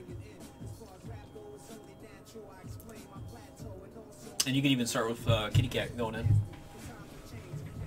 So that's great control. Alright, so I'm going to go ahead and try to build this, and then I'm going to, real quick, grab a camera, and then we'll do some test hands and kind of walk you guys through the process of playing out a deck. I haven't done this before, and I thought it was kind of a cool idea to maybe run. So I gotta rearrange crap. Ooh, one of the other cards I didn't really consider is Refia. If I go into edit deck, I'll show you. Refia, this version at least, makes all my standard units cost 1 less, and that could be really, really cool in this deck. We're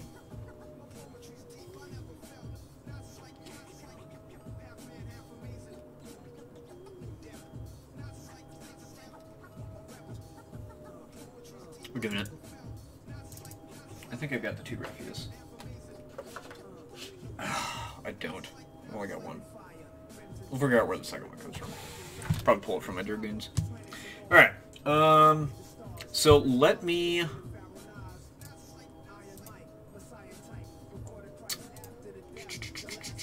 I'm going to go ahead and try to pull this together. Give me a few minutes. If you're hanging out, thanks so much. Let me know your thoughts on the deck. It's really just kind of thrown together real quick. And obviously, if you were around from the start, we were originally trying to run Ultimacia, and we ended up with no Ultimacias and a Water Ice Standard unit. Whoops! So, alright, so the Refia will need to pull out of my Dragoon deck, unless I don't think I've got a foil one, do I?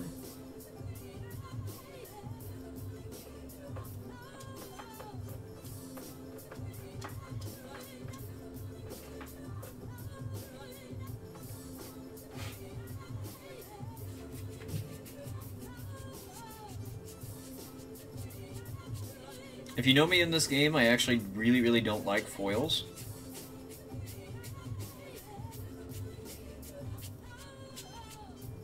I do have a foil Refia. Yo, came in clutch. Alright.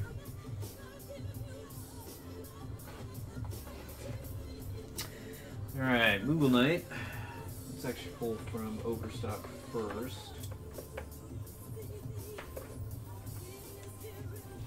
So I'm certain I've got... Oh, I got one of my Laylas. Moogle Knights. We run 2.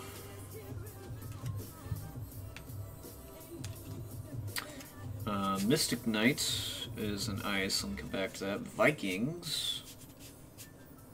We ended up not running the Templars, right? Yes. Okay. We need the 3-drop Viking. I've only got overflow on 2 drops. Okay. Paladin. Decently sure we got extras on him. Oh my god, I have so many orders. I have 1 extra Paladin. Okay, that's fine. Poo Poo did not make the list. Warrior of Light, I definitely don't have any extras on. Flintlocks. 1 extra. Green Mage. Surprisingly, no extras. What? No. Okay. Got my 2 Laylas, I guess. Summoners. Summoner. No extras, that's fine. The Leviathan. It's not the version that we need, yeah. Bismarcks. No idea what I'm going to do on this just yet. I might have to end up swapping out the Bismarcks, which really, really sucks. Because that's a really, really good water card. Yeah, okay. We'll move to Ice. Alright. Arcanist. Running 2.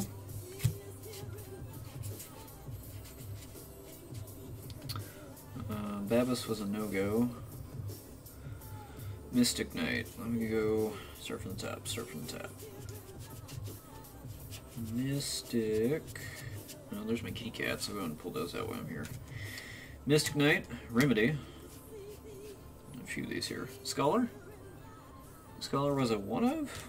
Okay. Back up to the C's. Conjurer. 2 of. Perfect. Cannoneer. No extras on Cannoneer. Alright, that's expected. Jonah Bonnets will need to pull. Pretty sure I've got those. All available. Doom Train. I know I have extras on Doom Train. 1. 2. Hades. I only have extras on the Opus 6 version. I want the Opus 1. Trickster. Yeah, Trickster.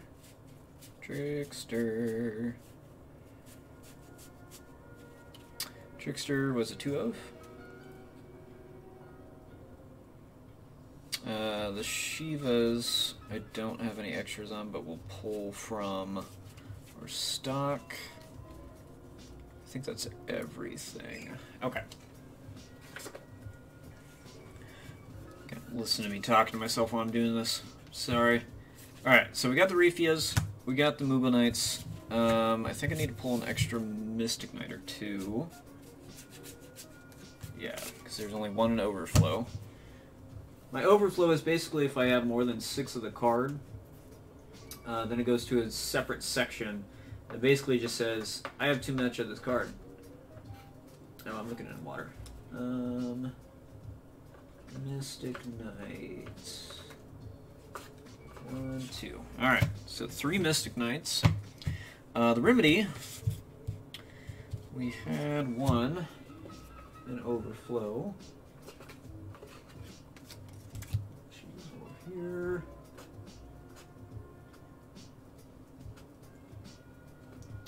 Remedy, there you are. 2 on the Remedies, 2 on Emperors, which was in my binder.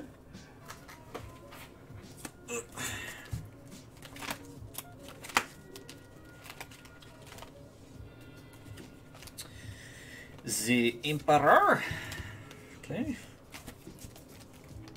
Tricksters. Alright, Vikings, the 3-drop.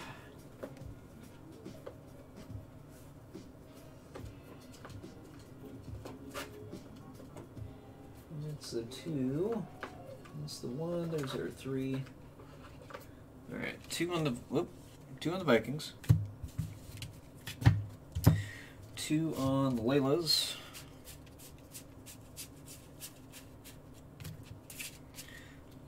The Warrior of Lights. I don't think I have extras. I do not. Alright, so we're going to have to pull the Warrior of Lights out of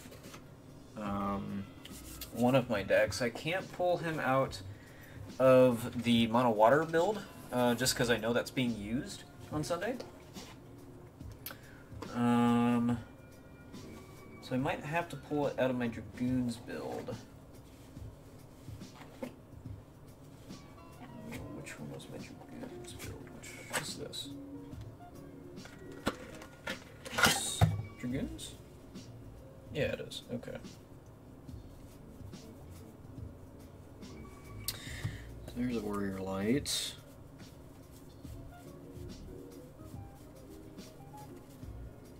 I might end up having to just see if I can borrow Warrior of Lights from people.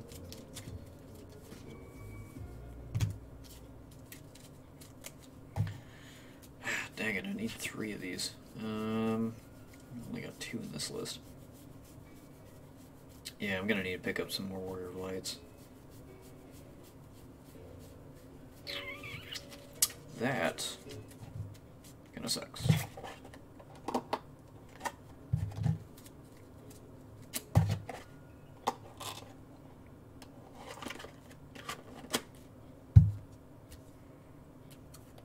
Alright, I'm going to go ahead and pull these cards out for now. But I'm going to need to put in an order or something. We'll figure it out.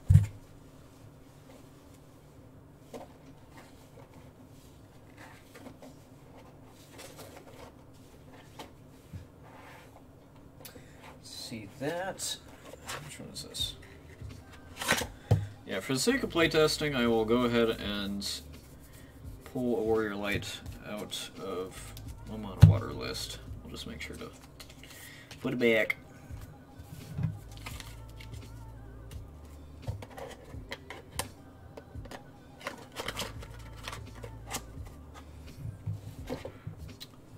End up running this Warrior of Light too much, is all that tells me. Paladins.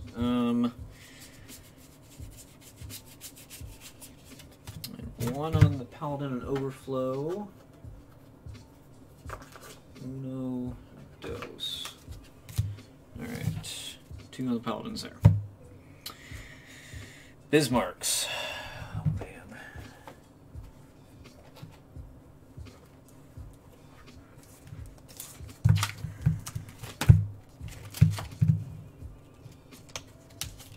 I've only got 1 of this card. I don't think I run any in my Dragoons list.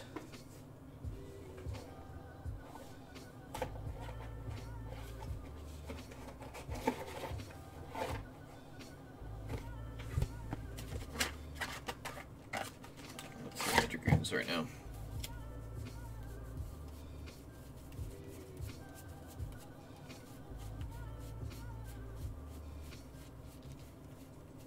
Yeah. Shoot.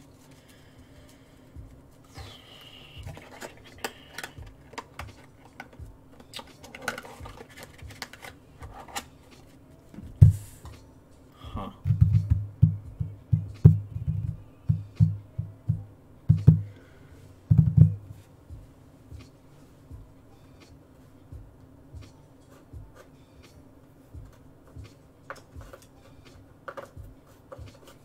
We're not going to proxy it, but we're going to run a fairy to represent a Bismarck, it being a 2 water CP summon. We'll actually see which one we end up liking more for the situation, I guess. The Shivas, the Leviathans.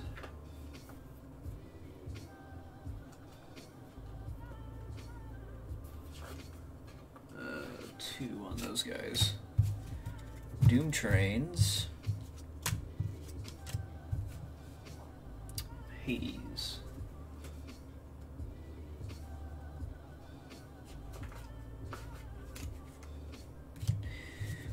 Then Kitty Cat. Arcanist. Need another Flintlock.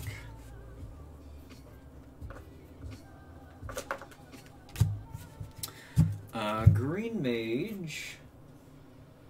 Oh, there's a Green Dragon. Hold on. Oh wait, no. Okay, Green Dragon. Green Mages. Jillabots.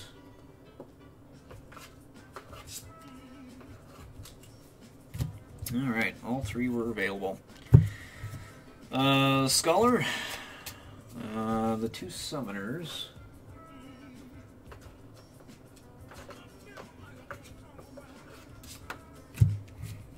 The Conjurers, and then I just need the Cannoneer.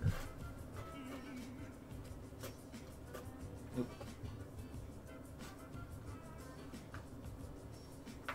Cannoneer. Alright. So I just need to sleeve these guys, because I hate shuffling without sleeves. And then we can get into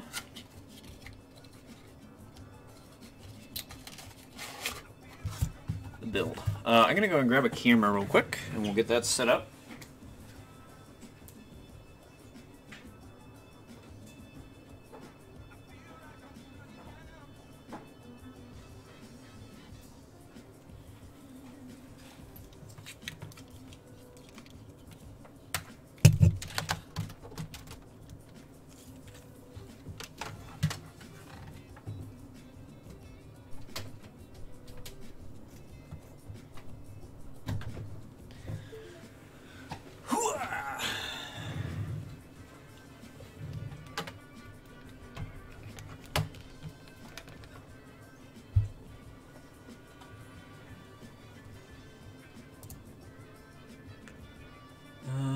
Let's see.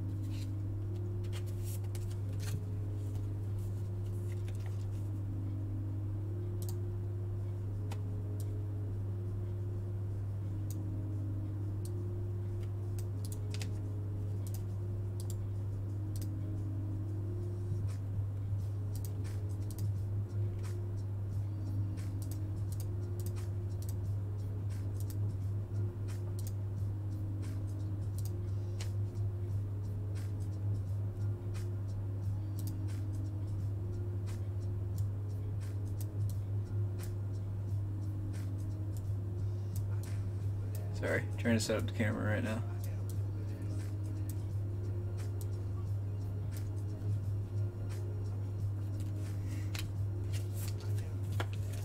Alright, let me sleeve up this bad boy. We'll get rolling.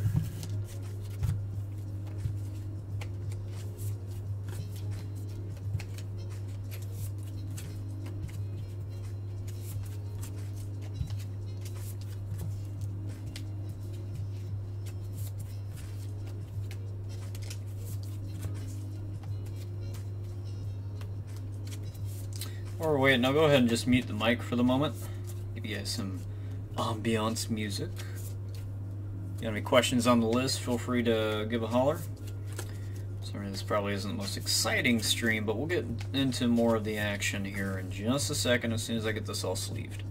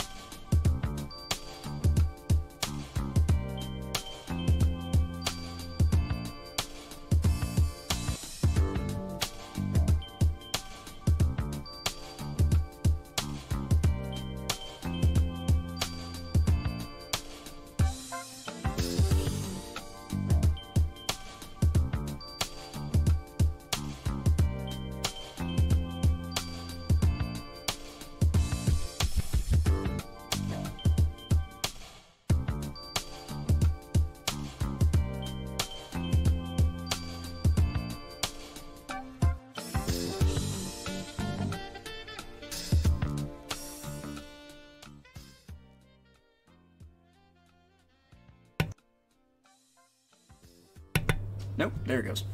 Alright, so, I've got it all sleeved up. I'm going to go ahead and give it a few shuffles here. I should probably pile shuffle it, actually.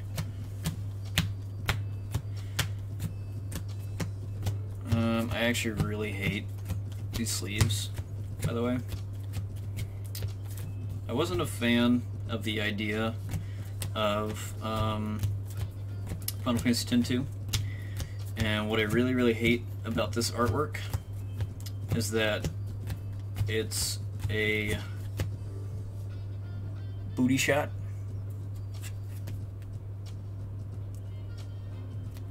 Like, pretty artwork, don't get me wrong, but it's just the focal point of the art is Yuna's butt, and it's just like, I actually have a lot of respect for what Yuna does, so I don't really like this. I didn't like these.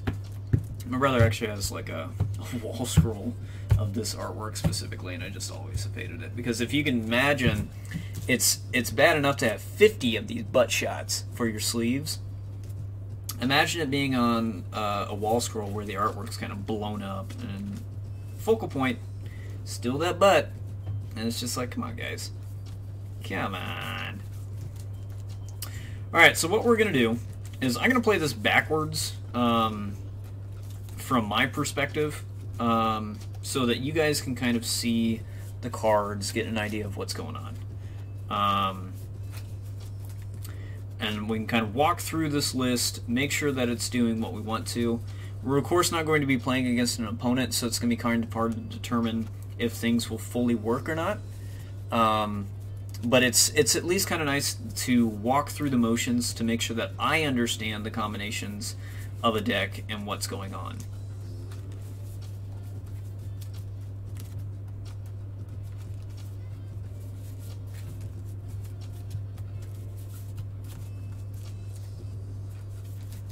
Okay, so that's pretty good.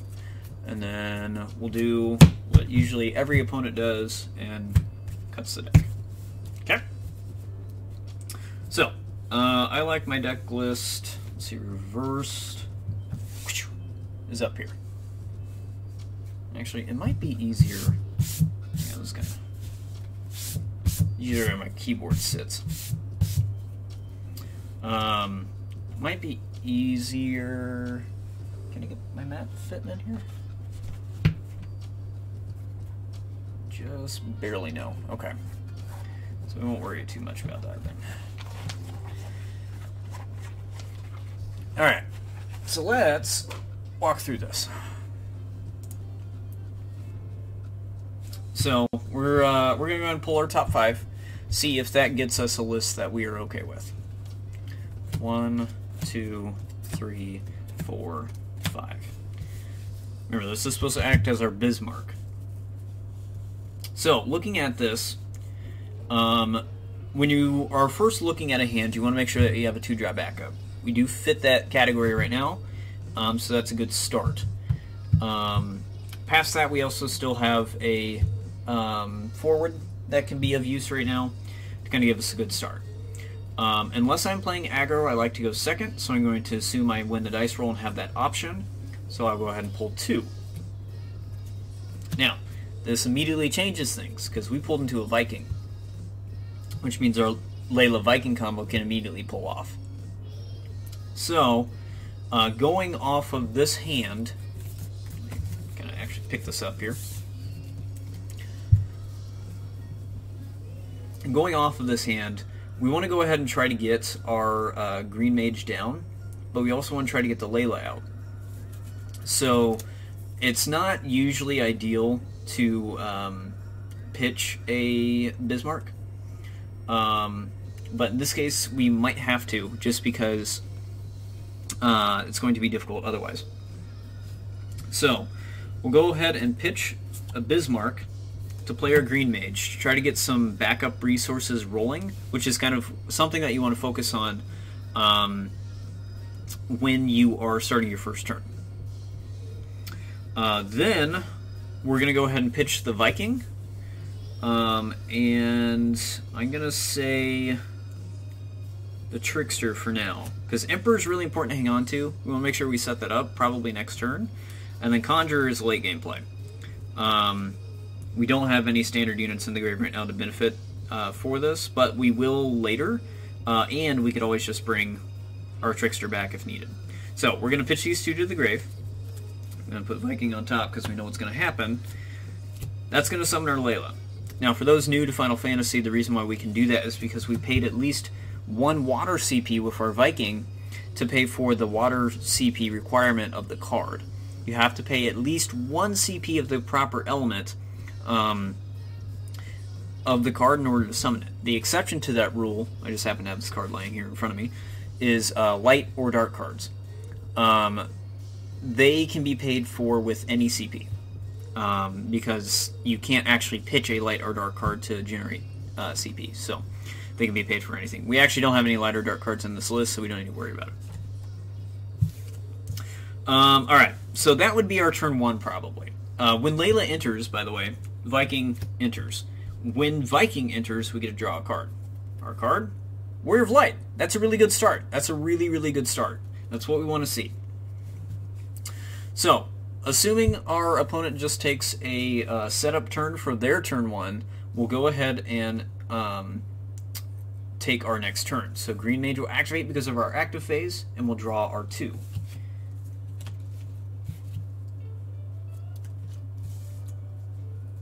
Okay. So, obviously this was a really important card to get out. This is also pretty decently important to get out. We have more of these, and we have more of these, but I think this is more important to hang on to, because Shiva's very, very important. Let's actually... Man, I kind of actually do want to get that mat out, now that I think about it, because trying to designate what's our spaces is going to be a little difficult. Give me just a second here, I'm going to try to make enough room.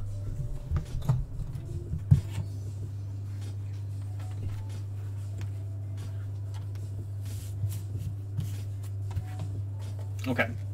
I really like the Pokemon mats because it helps me designate spaces.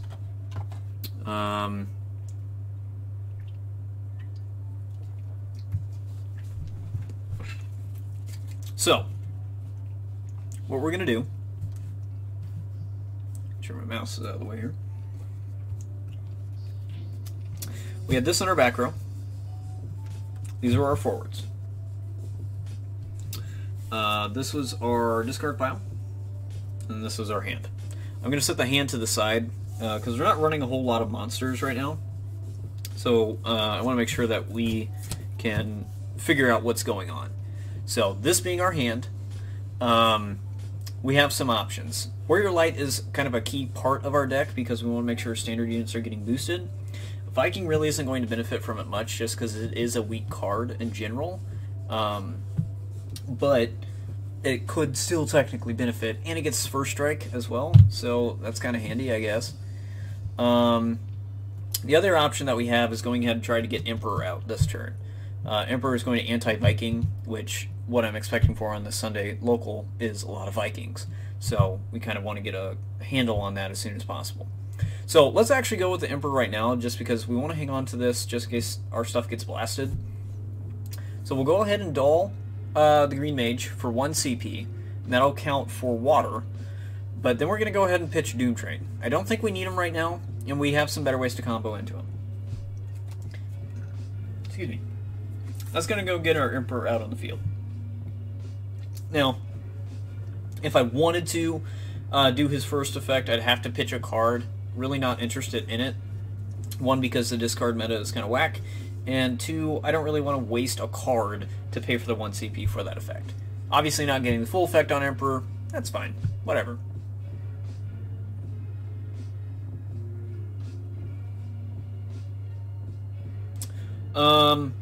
So, at this point, we kind of have a hard time determining when our opponent is really going to attack, or when they're going to defend.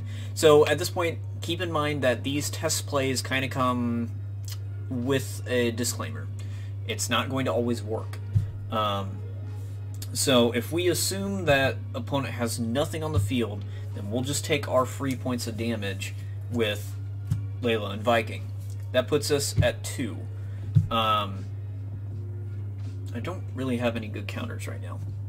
But I just happen to have 7 pieces of gum, so that's their life counter. Oh my gosh, that smells lovely. So we'll move into the next turn. Go ahead and draw.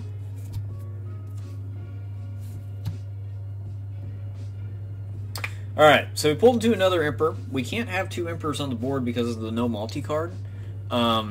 So he becomes kind of a free CP pitch. We do have a 2 CP backup that would account for our ice, which I think is actually kind of important to get out there right now. And it allows us to get Warrior of Light out a little easier on a following turn. So probably what I immediately am looking at doing is going ahead and pitching Emperor to go ahead and get Scholar on the field. Backups come in dull. I can't use them for CP unless I reactivate them. Now, I could try to get Conjure out on the field too if I really don't need that Shiva right now. And I could get our Trickster back, which could be kind of handy. Let's go ahead and do that. So we'll go ahead and pitch the Shiva. We'll dull our Green Mage. And we'll play Conjure. That sets us up with a nice 3 CP back row. So that's pretty good. And I apologize if the connection's kind of bad right now. Not sure what's going on. Anyway. So, assuming that our opponent is already hurting with only 2 life left, it is highly unlikely this is going to be the case.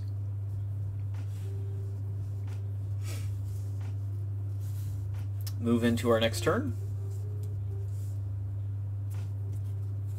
Ooh, Remedy and Leviathan. Alright, so Leviathan obviously is our reaction card. We currently have full back row resource to afford that. So we could just go ahead and go into our stuff as far as, like, you know, whatnot. Or we could tap all 3 backups. Oh, I didn't get Trickster back. My apologies. When Conjurer came in, I was supposed to grab Trickster. So we have 2 options, actually. We can, because we have an Emperor in the grave, so Scholar still has some use, but maybe on a later turn.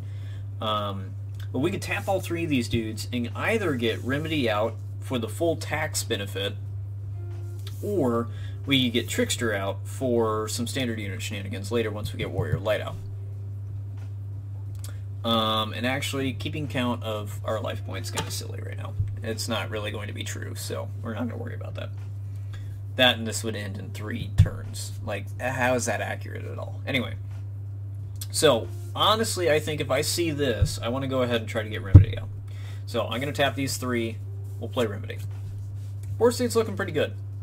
Now, let's just say our opponent has successfully pulled into something that's going to go ahead and get our Layla and Viking off the field. Let's just assume that is the case. We'll go ahead and pitch these 2. The Viking went to the grave, so we'll draw. Pulled into another Leviathan. Obviously, my pile shuffle was poor. So, yeah.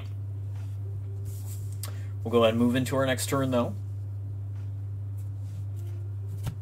Alright, Jill. And a Viking. Cool. So, immediate things I think of.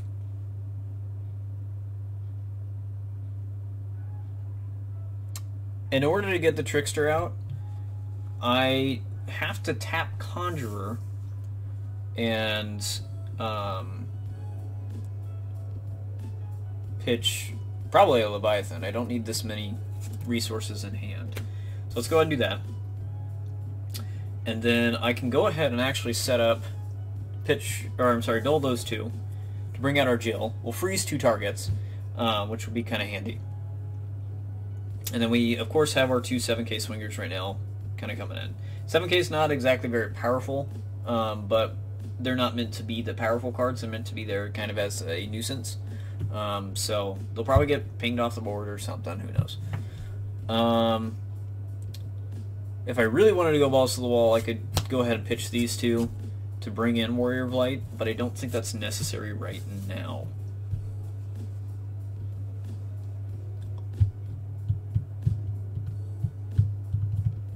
So, let's move into our next turn. Obviously, we got a really good backup row going, and we can still summon anything in our deck because we still have our water resource. And we got two sticky, or non-stickies on the board. I guess two stickies is also accurate. But we'll kind of see what happens here. Alright, we pulled into another Jill, which again tells me my pile shuffle was poor. We pulled into a Warrior of Light. Perfect.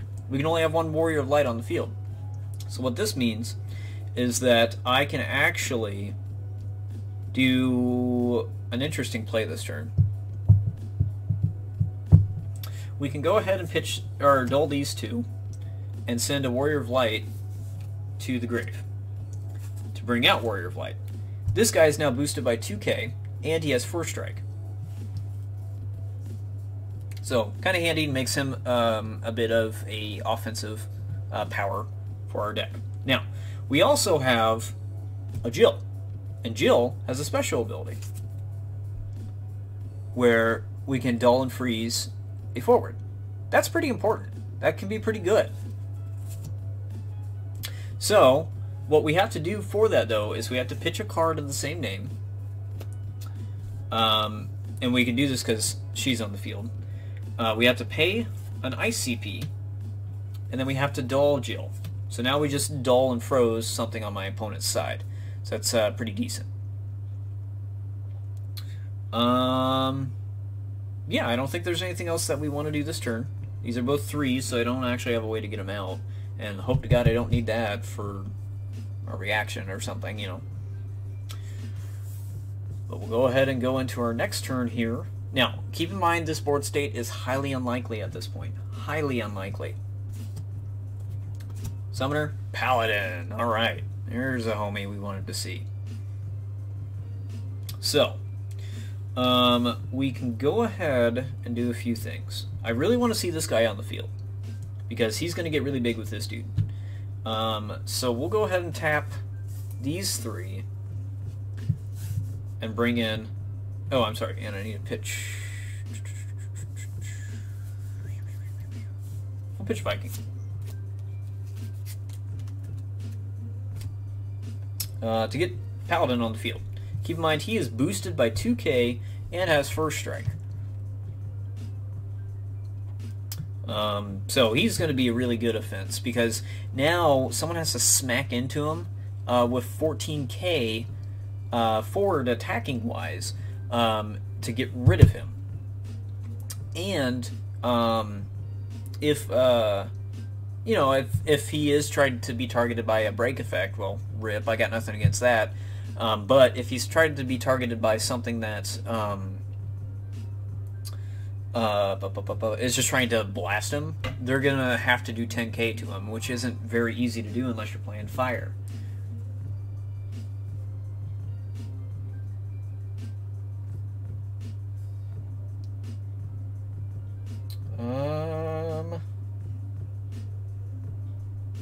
Okay.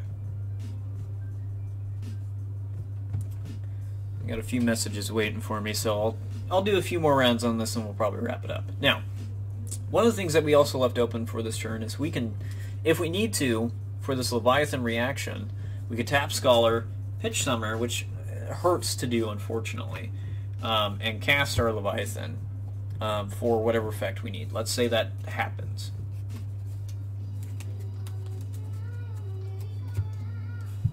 So, and then, you know, whatever they attack, yada yada yada. We'll do one more turn, because again, this board state is highly, highly unlikely. Just because yeah. Refia, and another Paladin. Now, what's fun is we can technically get this guy out. We'd have to pitch the Refia in order to do so, and I'm not sure if we want to do that. Because we could get it out next turn, assuming Refia survives, at 4k. Or 4-drop. And that sounds fun. Fun, fun, fun. So, we'll tap Green Mage. We'll tap Jill. Bring in Refia. I'm going to put her on my usual monster row because she's more of a support unit. We can actually do that, but that might get confusing. Right? Following? Alright. So now, later turn, he's only 4k. Any other standard units I pull into are 1 less cheaper. So I could summon in another Trickster at 2. I could summon in our Mystic Knight at 2. I could summon in our Moogle Knight at 2. You get the drift? She's a lot of fun. She's going to be really hard to protect, though, because she's only 5k, which can be easily pinged off the board. Now, if we want, we can go ahead and maybe use our Scholar resource. An Ice Forward of costs 3 or less. Do we need that right now? No. Our only target is Emperor. If the Trickster were to come off of the field by any reason, or say our Remedy come off the field by any reason, then yeah, we can go for it, but not necessary in this case. So, that's that. All these guys can swing in, or, you know, whatever, depending on the battle state. Sometimes I do try to, like, hold back and make sure that I am only swinging when I have the advantage. Otherwise, I really start having to put on the pressure, and sometimes it causes some rush decisions. So we'll go ahead and move into our next turn here. Arcanist. Hey, there's our Moogle Knight, buddy. Alright. So, the reduction only applies to forwards, so unfortunately Arcanist does not come in at 1. That would be awesome if it did, though. So we have an option. We can get Moogle Knight out. We've already got a Paladin on the field, so we can hold off. It was kind of convenient that we were able to pull into that one because we like some other stuff, right? So if I go ahead and tap Green Mage, tap Scholar, we can go ahead and bring in our Moogle Knight.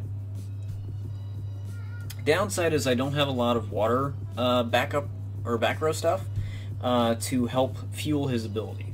My only water resource is a Green Mage. Everything else is ice. And if I try to play this Arcanist right now, which I might actually, I would have to blast one of these dudes off of my back row in order to fit in a water backup. So let's go ahead and tap these two. We'll get the Arcanist in. That'll give us CP generation for next turn if needed. Okay, so shenanigans happen. Don't swing with her unless, you know, it's a free point of damage. Kind of go from there.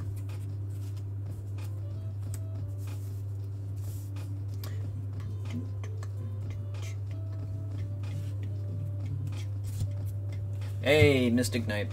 Alright. So Mystic Knight can come in at 2. A lot of fun. Conjurer, we could get another one on the field, but we don't really need to. And we clog up our back row. So really kind of a free CP pitch, which conveniently pays for the 2 CP on Mystic Knight. So, let's roll with it.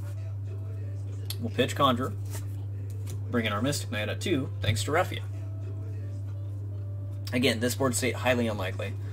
And then we can tap... I guess it really doesn't matter. Tap, tap, tap.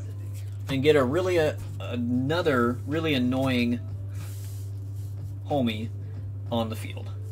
Which, keep in mind, all of these dudes have a 2k boost and first strike. I really like Warrior of Light. Warrior Light is a lot of fun. A lot of fun. So, anyway, let's go ahead and scoop on this, and then we'll give it one more test run, just kind of like a turn or two. Make sure things are flowing okay. And then I might call that good.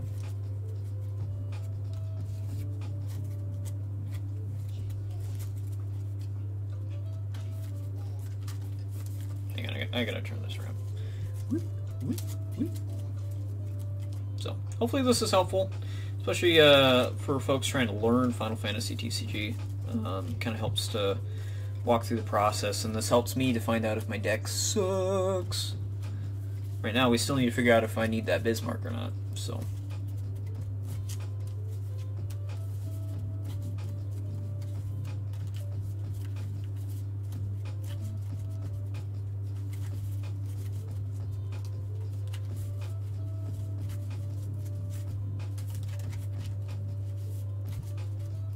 The only thing I think I noticed during that first playthrough is that we only had like 7Ks hit in the field pretty early, which kind of stinks. Because 7Ks can't block a 4K very easily.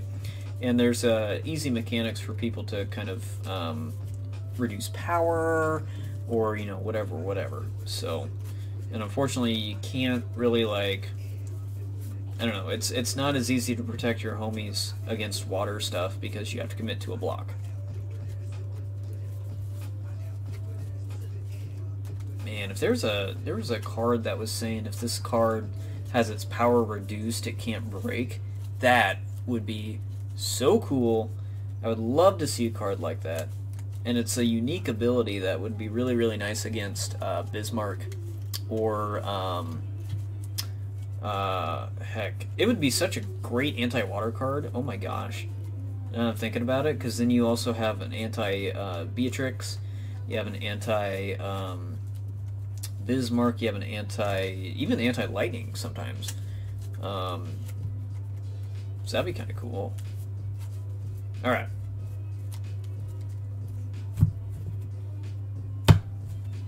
So we'll just do a turn or two on this one, and then I gotta skedaddle. I might be back later today with some Maple Story, we'll see.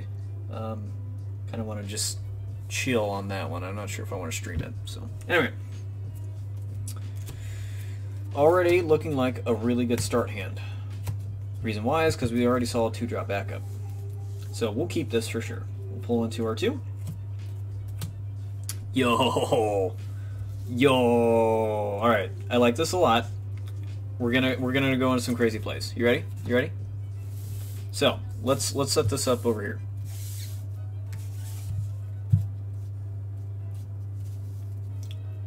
So the reason why I like this a lot. Follow me.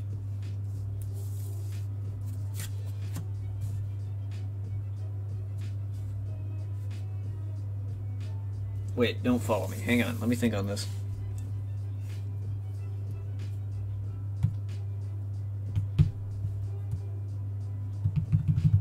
Kind of stinks that I can't set up my 2-drop summoner this round, because otherwise I'd have to pitch either my Bismarck or my Warrior of Light. Both are important resources. But what I'm thinking, pitch Rarefia, pitch, because Moogle is 1 cheaper, bada boom. If I really want to go balls to the wall, I just pitched my entire hand to get 3 forwards on the board that my opponent has to now answer against. Could be a nice pressure situation, but is it worth wasting all of that resource? Don't know yet. Into our next turn. Jill, Viking. We already just pulled into both of our Vikings, so we want to be careful about that.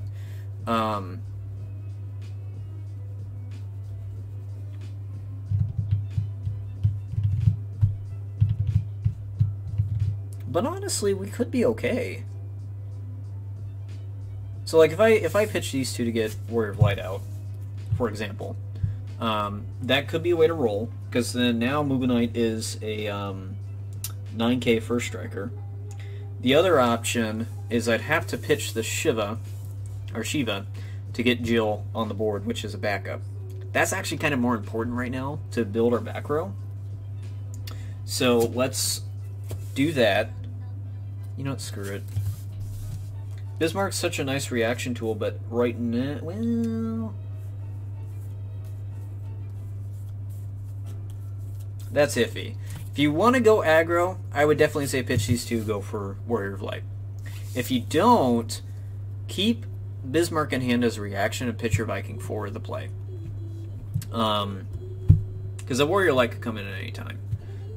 You might need to get it out here soon, though, just because he's not very protected, and Refia definitely is not protected. So let's go for that. We'll go Bell Soul. So we just froze 2 forwards, and we boosted our standard unit by 2K in first strike. Jill, Cannoneer. All right, Cannoneer is not going to see play right now. We could go for a Jill play. Really unnecessary. Really unnecessary right now. Unless it comes in handy for a certain play, it's a waste of resources, especially since we can get a bigger effect off of what Cannoneer does. So, probably wouldn't play anything this turn. Let it roll. Okay. So now we have an option to get Cannoneer onto the field. I would probably pitch these 2 for 5 to get our Cannoneer out. We wanted to save this because we want a water CP generator. So we'll get to that hopefully here on the next turn, because otherwise we don't have a way to pay for Moon Knight's protection abilities. So we just dull and froze 2 targets. That turns them off for 2 turns. Powerful stuff. Mystic Knight, Summoner. Alright. So, easily what we can do is we can decide, do we want the Summoner or do we want the Green Mage? We can't get both out on the field right now because we don't have a water CP backup in order to afford that. So, we'll go for one or the other. We'll pitch Green Mage this time, go for the Summoner, tap these 2, Mystic Knight, who is reduced thanks to Refia. Keep that in mind. So now, we've got 2 9k first strikers with the support of an 8k defensive. I mean, you could attack with him if you really need to, but he's proving, or he's giving something incredibly important to your offensive line. If only he gave Brave, because oh my god, he would do best.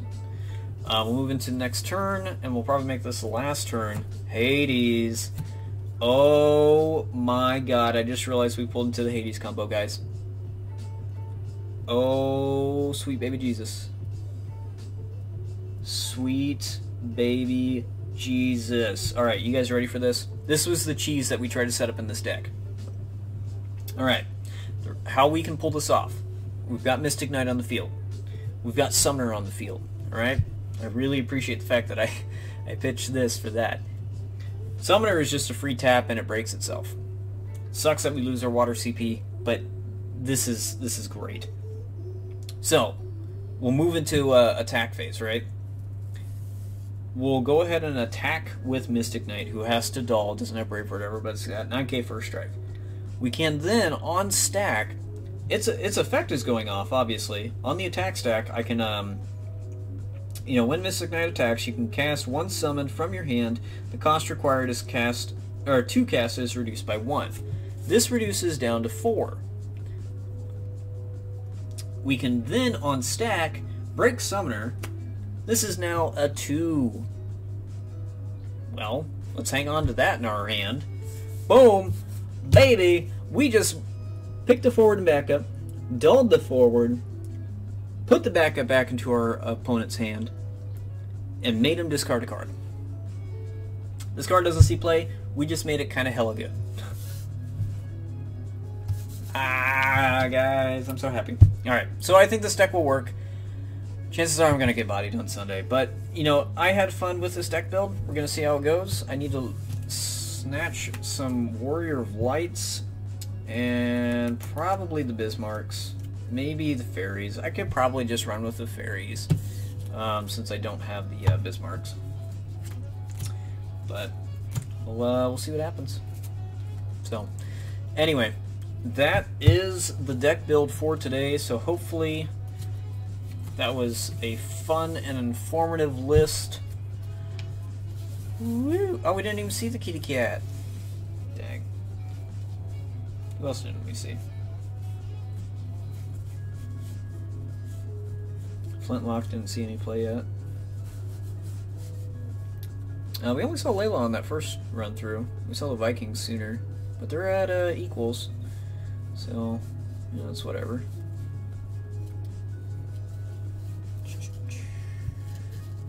I like the Refia last minute edition, honestly. Surprised I didn't think about it before. Alright. Yeah, so that's the deck list, guys. We'll see how it goes on Sunday. Try to give you an update.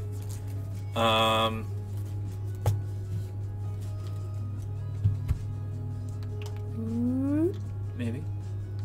There we go. Hi. I'm kind of a greasy mess today. So that's the deck list for today. I'll actually, let me pull it up real quick so you can see it again. So that's the full deck list. Rawr. Hopefully it works. We'll find out. I needed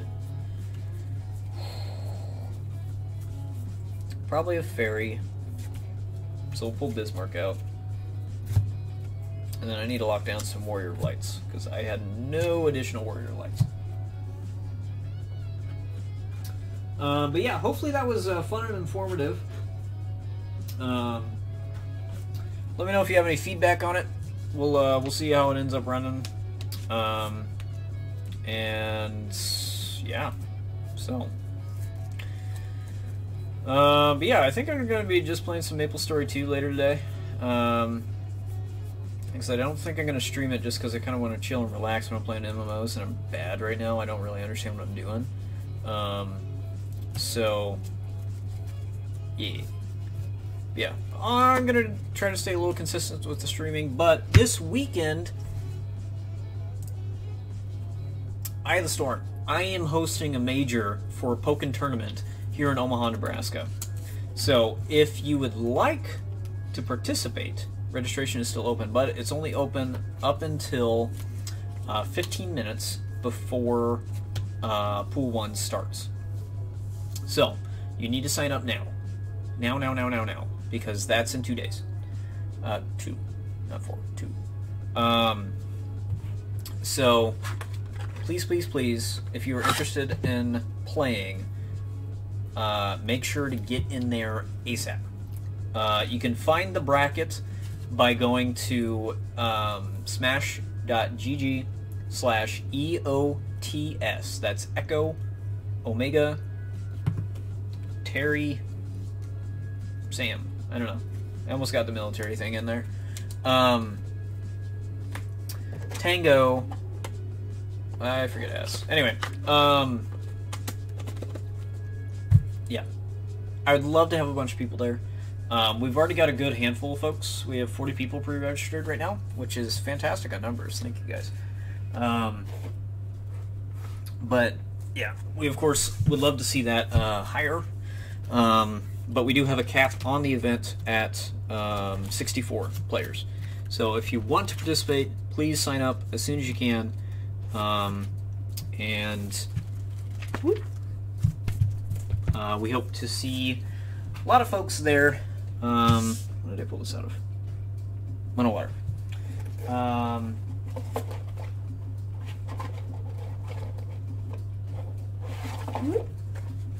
So yeah, come join us at Eye of the Storm for Pokken Tournament. We also have Puyo Puyo Tetris. We also have